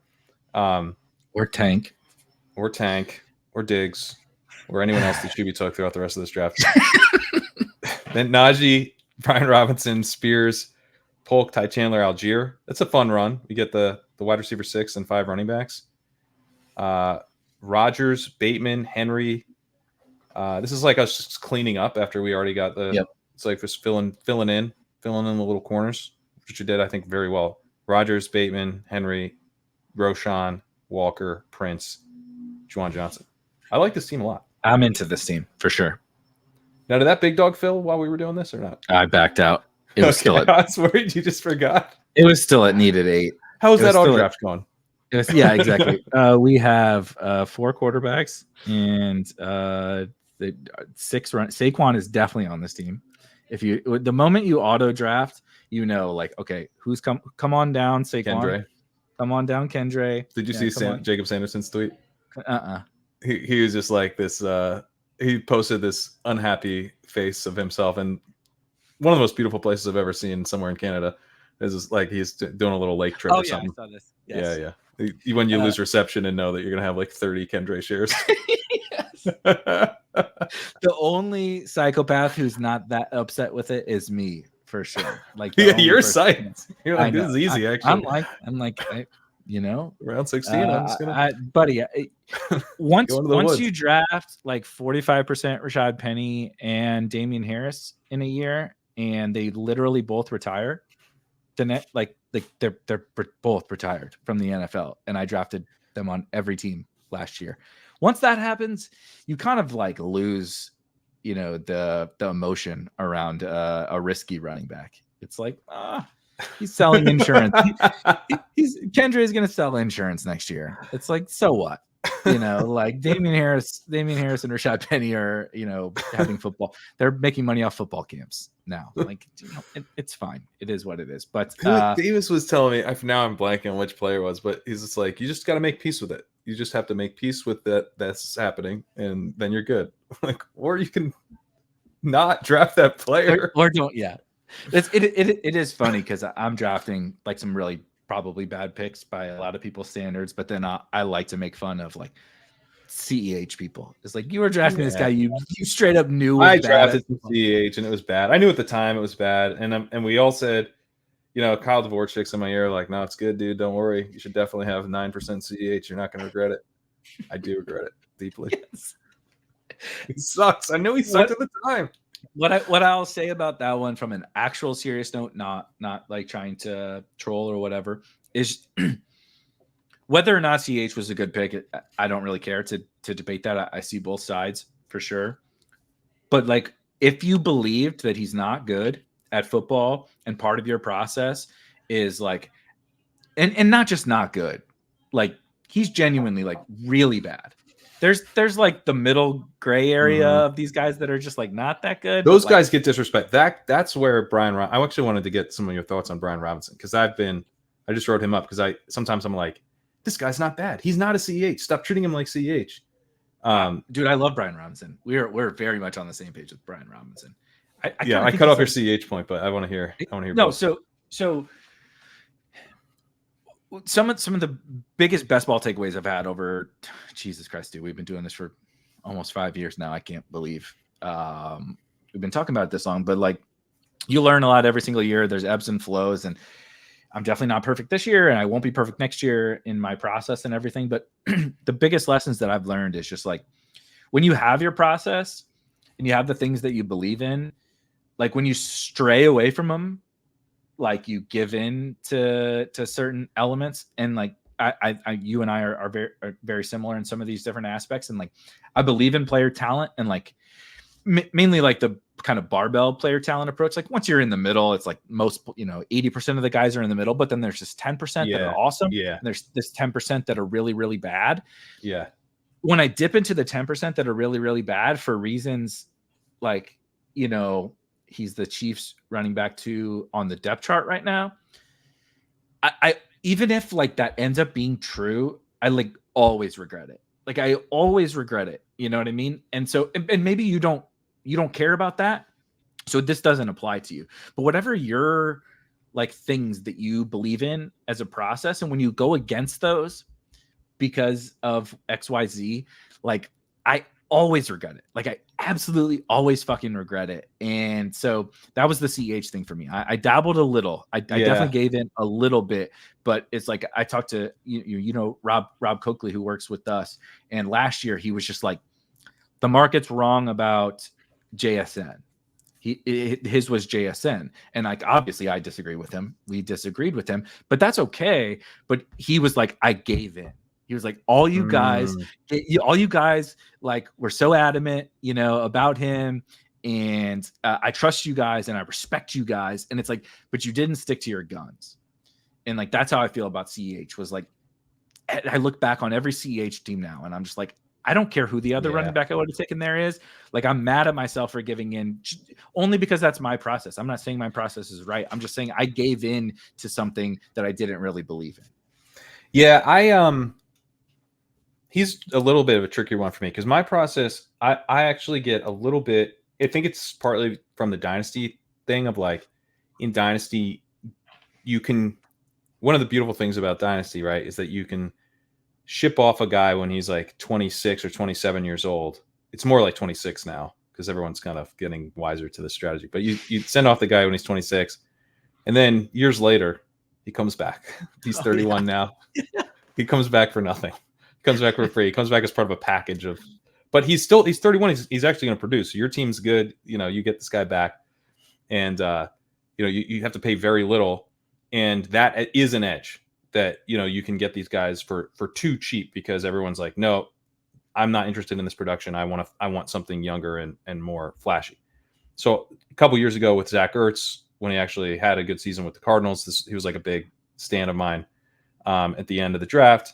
Last year I was taking Robert Woods, who was on the winning big board team. Okay. He was, he hit the lineup. Alexander Madison was on the winning BBM team. I don't want to fucking hear it. And he was a Texan, so I was directionally right. that part is definitely true. Yeah, it actually kind of makes it worse. I'll give you that one. Yeah, no, it makes it worse because I should have taken Tanktail. That's a really good point. I was about to give you a pat on the back. No, don't give me any credit. In reality, you were so directionally right that you fucked it up way worse. Like, way worse. It makes it much worse.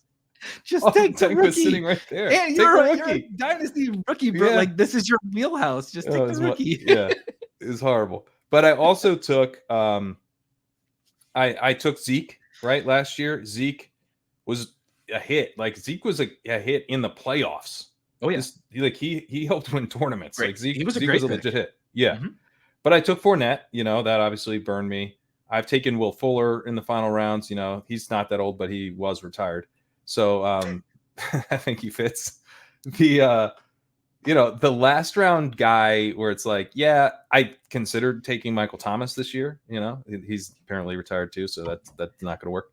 But but these like total kind of dust balls with rolls in the 18th specifically, I think I have some interest in, but I do think it's most what I've come to realize, like you want someone in PPR scam role of some kind. You want it, and it's right. So it's going to be helpful if it's at tight end or running back, because that's where kind of the PPR scamming can really happen. I have taken some Tyler Boyd, in a PPR scam. It's always stacked with Levis, but like if I need a little bit of wide receiver help and, I'm already building out a Titan stack, PPR scam kind of vibe. So, and I take Elliott this year a little bit in a goal line touches and PPR scam type stuff. So that's actually part of my process in some ways. But CEH, I didn't even believe the PPR scam. Yeah, that's thesis. Exactly what I was going to say. I never believed it. I think you could. The difference, and so maybe this is me galaxy braining or over projecting my confidence levels or whatever, however we like to phrase it.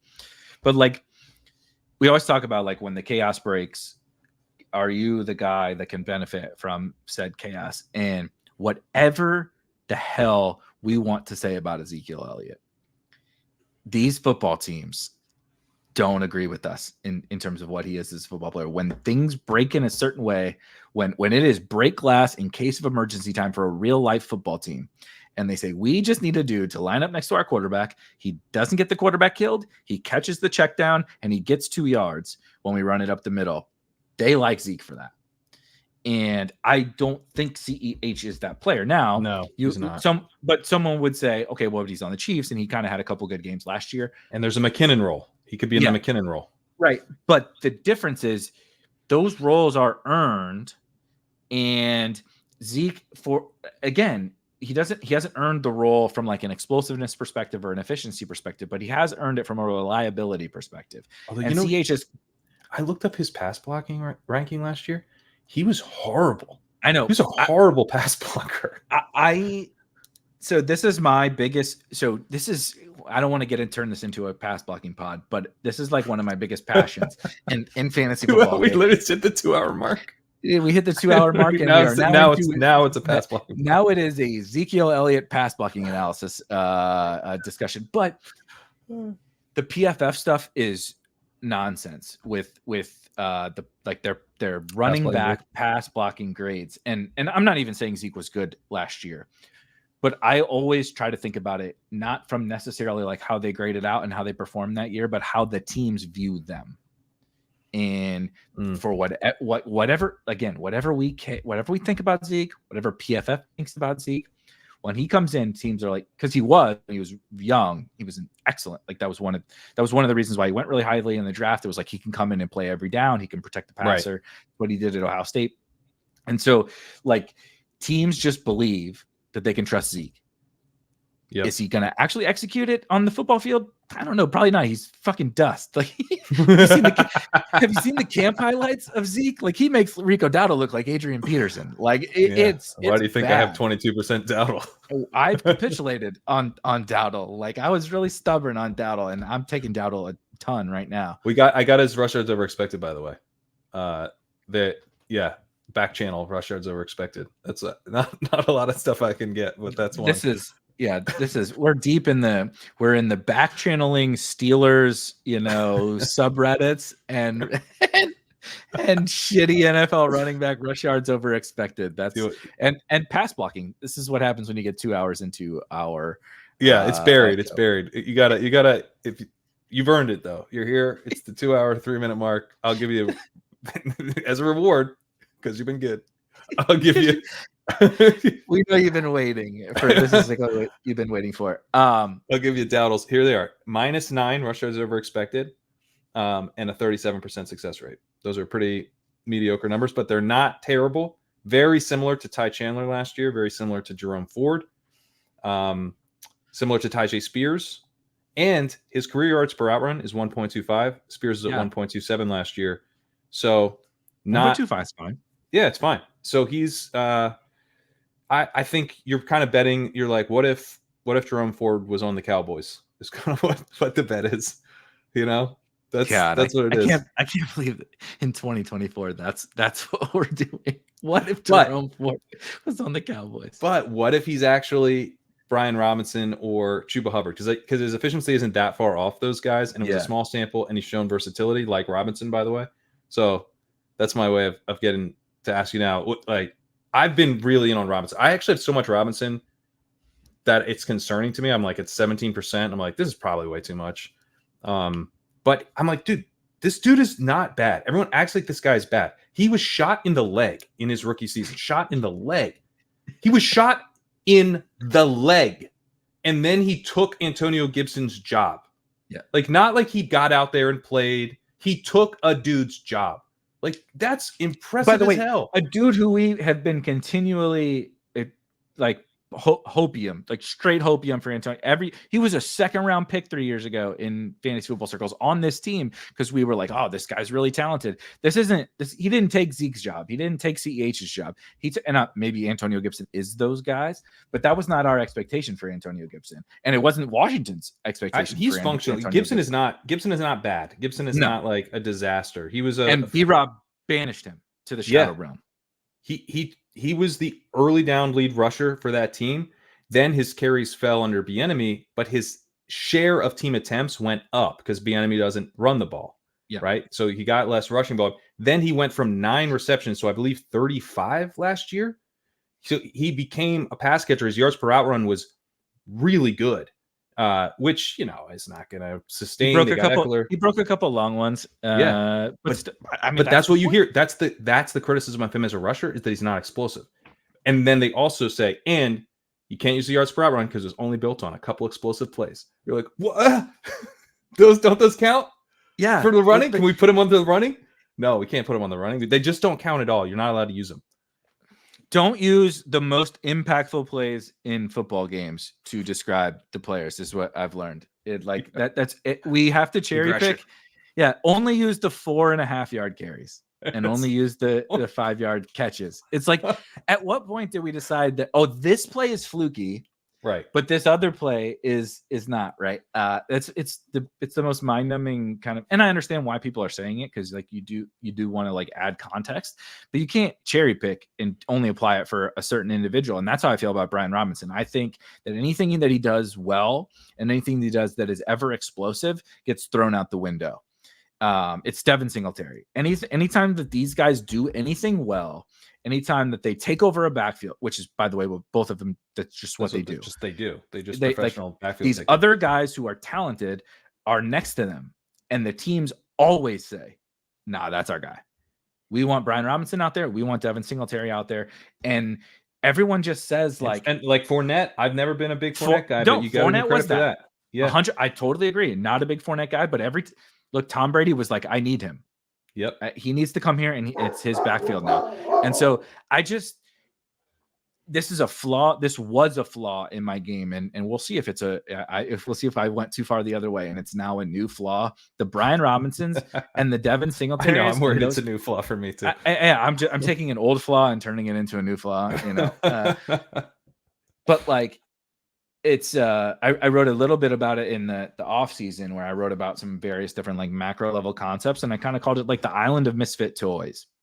There are players in the NFL that are kind of on this island of misfit toys, where like honestly there's nothing that they could do to get off that island. People will keep them there, and people will make caveats to say like Brian Robinson is just not that good, Devin Singletary is just not that good, Josh Downs is just not that good, Tank Dell is just not that good, right?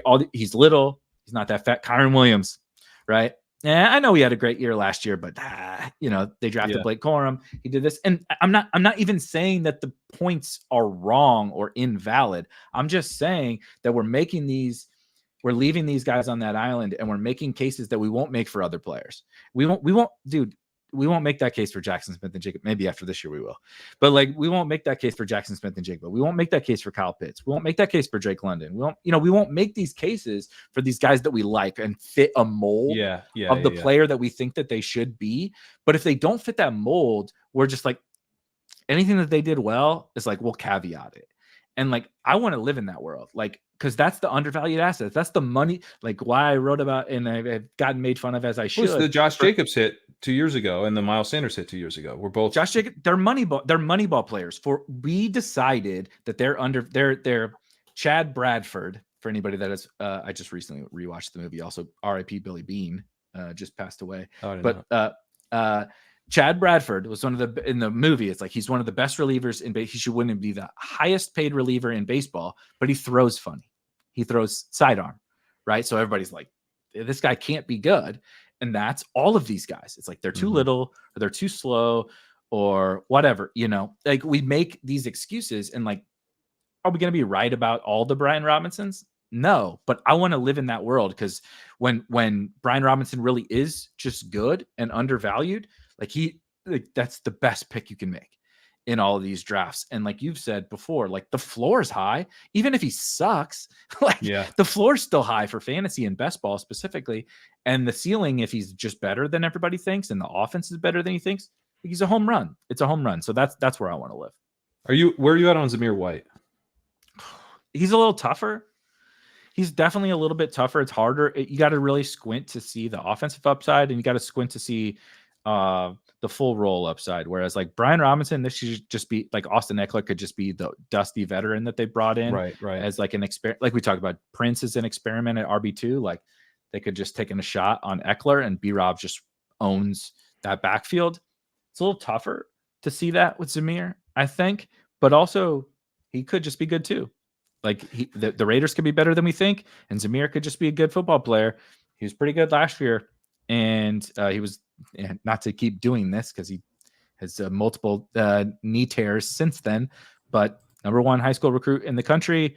Ran a 4.4. Like he got back to that speed. He's explosive from Georgia. Yeah. I'm not writing him off. I would just say that him and Swift are in a range that I love all of those running backs. So I end up taking less of those guys and kind of hope that everyone else is gone. And I'll be like, all right, now I'll take Zamir, or now I'll take Swift because Warren's gone and Najee's gone, right? And all those other guys are gone. Swift is so weird to me because I've never really been in on this guy. But this guy, I'm like, because Swift, I wrote up, not Swift, sorry.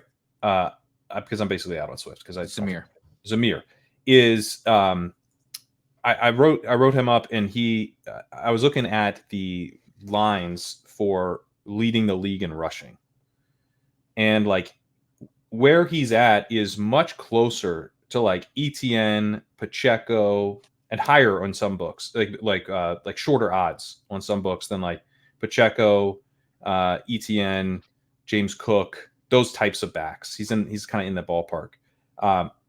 Much better odds than some of the other guys going around him. Now, on the one hand, who cares? Because the whole purpose of Zamir White is that he's a 2-down banger, and it's like the worry is he's not going to really catch many passes. He's not going to score any touchdowns because they're not going to score many touchdowns. So yeah, you're going to get a bunch of carries. You might, in a crazy scenario, maybe he just goes nuts on the ground, but like he's not going to add a ton as a receiver. But he's actually like okay as a receiver. Like I think he might be able to add. He was more functional last year than I think we all thought, probably. Yeah. Like I mean, he could catch 30 balls. Like that's, honestly, I just hit me now, but it's a little. I have done this before. I've done this before in a big way. He's just Ronald Jones again. Oh fuck. He kind of is. He's kind of Ronald Jones because it's like, hey man, this guy could catch like 20, 25 balls. And Ronald Jones in the 1 year that he had, which. Always for the record, you got to remind people Ronald Jones did have one pretty damn good year for the price. And yards, right? Didn't he? Like, totally? Yeah, and it was in classic Ronald Jones fashion, it was the same year that he then got benched in the playoffs. So that's Ronald Jones kind of gives and takes that way. We are good at that, by the way. Like like finding the guy who was like had a good season and somehow it still turned it into feeling like the most massive L you've ever taken in your entire life. Because I just took it into the playoffs. I was like, Ronald Jones, we can't play a single Fournette in the FFPC playoff challenge. It's only Ronald Jones. Rojo, and he's just holding the clipboard. That's how I felt about Sam Howell. I was like, that should have been the greatest W I've ever taken in my entire life. Like 17th, 18th round pick. I took him in every goddamn draft. He's like a top 10 quarterback in most of the weeks that he's playing. He's the QB1 like twice. It's like, this is supposed to be the biggest W ever. And then down the stretch, every other game he got benched or scored 2 fantasy points. And it's like, this is fuck. And now he's going to be out of the league in 2 years. It's like, that should have been the greatest W of all time. Same thing with Ronald Jones. And it just feels so bad afterwards. Yeah, I know. But Jones, so, I mean, because look, right, the fantasy season ends in the regular season. So it doesn't matter what happened after, okay? He had 227 carries. I mean, actually, who cares about the most important games in the football? Yeah, season? No, they don't count. They don't count. So no. He had 192 carries in the 2021 regular season. He had 41 targets and 28 receptions for 165 yards. Good and year. A bunch of drop passes. Yeah. Just a bunch but 14 games off his hands. 1,000 yards in 14 games. Yeah. 8 touchdowns. Pretty damn good. Yeah. So I didn't realize it was that good. Actually. I know. He actually had one really good season. So that's where I'm like, I guess maybe that's the I didn't realize it, but I think that's maybe what is making me a little bullish. Is I'm getting a little bit of Ronald Jones vibes. We're like this dude's only gonna run the ball.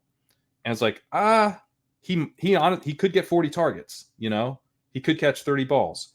He could also run for 1,000 yards. He basically, the team seems to be saying they would like him to handle 250 carries. You know, like they want to run the ball a lot and they want him to be the bell cow on the ground. So like, this is about as cheap as I've seen a profile that most people normally go really crazy for, probably since Ronald Jones. Like I think that's one of the reasons I was so in on Ronald Jones. Like, hey, you guys don't you guys love this profile? Like he's an explosive 2-down runner who can add a little as a receiver. Like I'm used to taking this guy in the 3rd round. Like this is Chris Carson, you know, but I'm paying like 9th round prices for him. So I just like, you know, it's a very different type of runner than Rojo. Rojo bulked up, but he probably never should have, because why did he bulk up so much? He's this explosive runner and he puts on his weight and he's not really that explosive anymore. Yep. So not ideal. But you know, Zamir also bulked up. Yes. So maybe it's pretty similar. If anyone listening to this has check out the picture of Zamir this offseason. He looks just like the Incredible Hulk. And I don't think that's a good Jones thing. Again. Yeah. It's definitely. I'm in. By the way, I'm very in. But I think the synopsis of all of these guys that actually, you know, is actionable and important is kind of what you said there. That like, because of like I was saying with the Island of Misfit Toys thing, is because of weird, you know, quirks about the player or issues that the player has or whatever, the flaws on their resume, we have, you know, pushed them to a range that historically that type of player would never go. They just have this weird wart that, you know, Brian Robinson has a weird wart. Ronald Jones had weird warts. Devin Singletary has weird warts.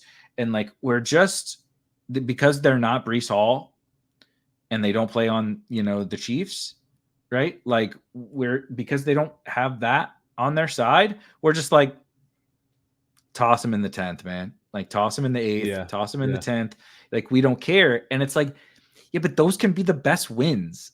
And they, even if they're not the biggest wins, it's the easiest path for them to be wins. Like even if they're not awesome, they can be wins. Right. Even if those warts are real, they can be wins. Whereas like some of these other guys, it's like if Joe Mixon's warts are real, you want to know what kind of fucking loss that is in the 5th round of drafts?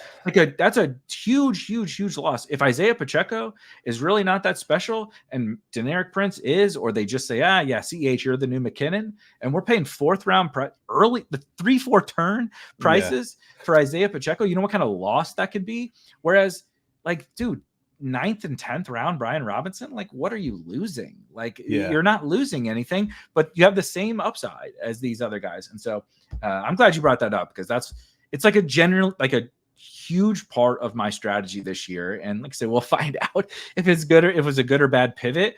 But I think it was just me assessing the market better than I have historically and not being so stubborn on player archetypes and factoring in price and market dynamics to all of this. And like, I would not have, I mean, you and I are guilty as anybody 2 years ago with the Josh Jacobs thing. Is like 8th round Josh Jacobs, who would draft that guy? He and it's stinks. like, yeah, he sucks. And it's like, yeah, he sucks for a 3rd round pick. Right. He doesn't suck for an 8th round pick. And that's the pivot that I made this year. The James Connors, the Zamir Whites, the, even Mostert, he's old, right? Oh yeah. Ryan Robinsons, all of those, Devin Singletaries. I would never have drafted them before. And I think like the market is giving us something that is just like free money. Now, I don't know which guy it's going to be, but I'm pretty damn confident from that 7th round to that 11th round or 10th round or whatever. There's so many running backs there that all have their different warts, but like they can't all fail. And so I feel that's the thing I feel most confident about this year. And man, I mean, like if they keep you within, a point per game of Pacheco or ETN and like those dudes, to me, like ETN does not have a lot of, and I mean, he does have a path. It's that he's sort of a bounce back candidate because he was really inefficient last year. So you're hoping just for some reason he bounces back. I don't really know. Why are we ignoring the news on ETN and them telling us that Tank is going to play? Right. Because is partly why, but but like we don't ignore news like that, like in so many other situations. Like when somebody said we're ignoring on Bijan for some reason, who should be a first round pick. Exactly. Imagine drafting Bijan in the first round. Don't look at my rankings. All of these running backs, right? We're like, anytime somebody says, "Oh no, he's not going to play on passing downs," or "We want him to lighten the load," that like people are like panic mode, like straight panic mode. They've been telling us since March. Since before the NFL draft, they've been saying, we really don't want Travis Etienne to play all those snaps. We were forced into it because Tank sucks so bad, because Tank was so bad that we had to just play him all these snaps. That's not our plan. They're like, they weren't even like sugarcoating it to us with Etienne. And best ball drafters are just like, okay, it's fine. It's totally fine. No big deal. Who cares? And so like, I'm just trying to take advantage of those situations. Like, all those different situations. Yeah. But I mean, like to the ETN point, I mean, it's not that ETN can't be fine for the price, but the way that wide receivers are going off so much earlier, and even on DraftKings, you are seeing the wide receivers go early and everything. And even on FFPC, they go earlier than they used to. And it's like, yeah, ETN outscores Brian Robinson, but what if he only does it by 1.5 per game? I'm pretty sure I'm getting a receiver who's outscoring your receiver by more than that, and I'm getting access to bigger. Probably going to outscore Jacoby Myers or whatever by or whoever, whatever, and he's gonna put up bigger spike weeks as 100%. Well, and that's a big part of it too. So and the ceiling case is like extraordinary. Like Tank Dell could just be a superstar, and like the wide receivers there. Right, the portfolio of these QB2s starts to really tilt in my direction of like which teams are awesome, like awesome. Yeah, so I am trying to mix up my bets. Honestly, the Robinson, I had too much Robinson in the sense I think it was costing me some of the other guys. Like I was a little light on Pollard. I was a little light on Spears, actually. I'm only at 6% Spears. I'm at 8% Pollard, so not too bad there. But I'm trying. I like that range. I think a lot of those guys, I just wrote them all up, and like a lot of them are good pick. Like very few of them, I was like, and this guy should definitely be avoided. Some of them, like Warren, I was like, this dude's a smash. Dowdle, I was like, this guy. I mean, maybe it's terrible, but I'm taking it. Like I'm making this bet. It's uncertain. I don't really know if he's good or not, but I'm doing it. But then some of these other profiles are like, yeah, I'm pretty into it. Brian Robinson's one of the ones that I feel like it feels most detached from reality to me, because you know what it is too. Like you're making the point of like with with some of these guys who just like whatever, get out of here. Like it's like you're not good enough for me to bother making an upside case for, and you're not good enough for me to be like I'm gonna be the Brian Robinson guy. I'm gonna I don't know if you should do that, man. Like don't make that your brand. Like he's not that good. He's okay. You know, like no one wants. You gotta if you're gonna do that, you gotta pick someone who's like really gonna pop. You know, you want someone who's gonna hit. This is the Davis Maddock the level best. Like, would Davis put his brand on the line for that player? And it's like Brian Robinson.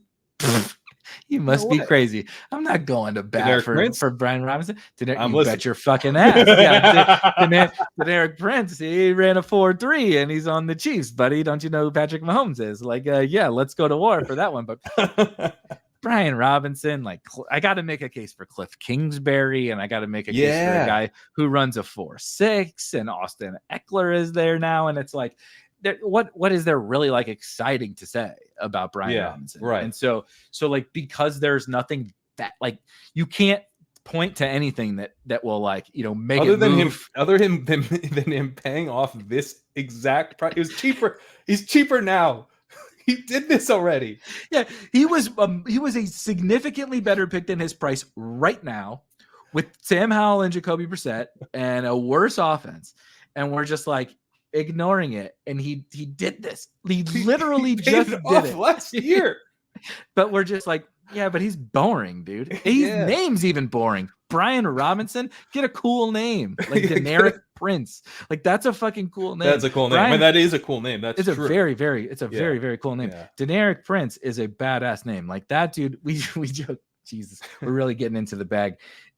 We did a whole, Rob and I did a whole show like that turned into this like cool name thing. We turned it into like a Harry Potter. It's like, if you have a cool name, like, you're probably in Slytherin. And it's like, I want to draft the Slytherin dudes in best ball. Like, nobody wants a Hufflepuff. Okay. Like, Brian Robinson, Brian Robinson is fucking Hufflepuff. Okay.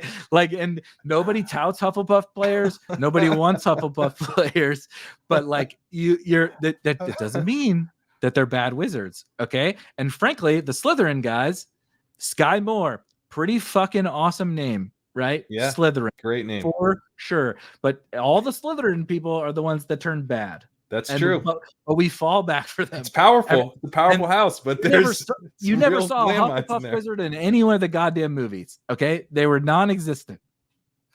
But they just kept the machine churning. Right? The Slytherin, they were throwing everybody under the rug. They were causing all the fucking drama. And that's all of these people. That's all these fun names. And where would you say Kadarius Toney? What's his house? It's Slytherin. He got kicked out of Slytherin. He got kicked out. His name's so cool, and he did so many cool things for one game that he got kicked out of Slytherin. That's He's how definitely cool Slytherin. He's for sure. Man, I love this. But it really is this. It is like, if you can't latch on to something where you're just like, yeah, like, Brian I can Robinson sell that thing. That is what this is. It's not exciting. It just gets the job done.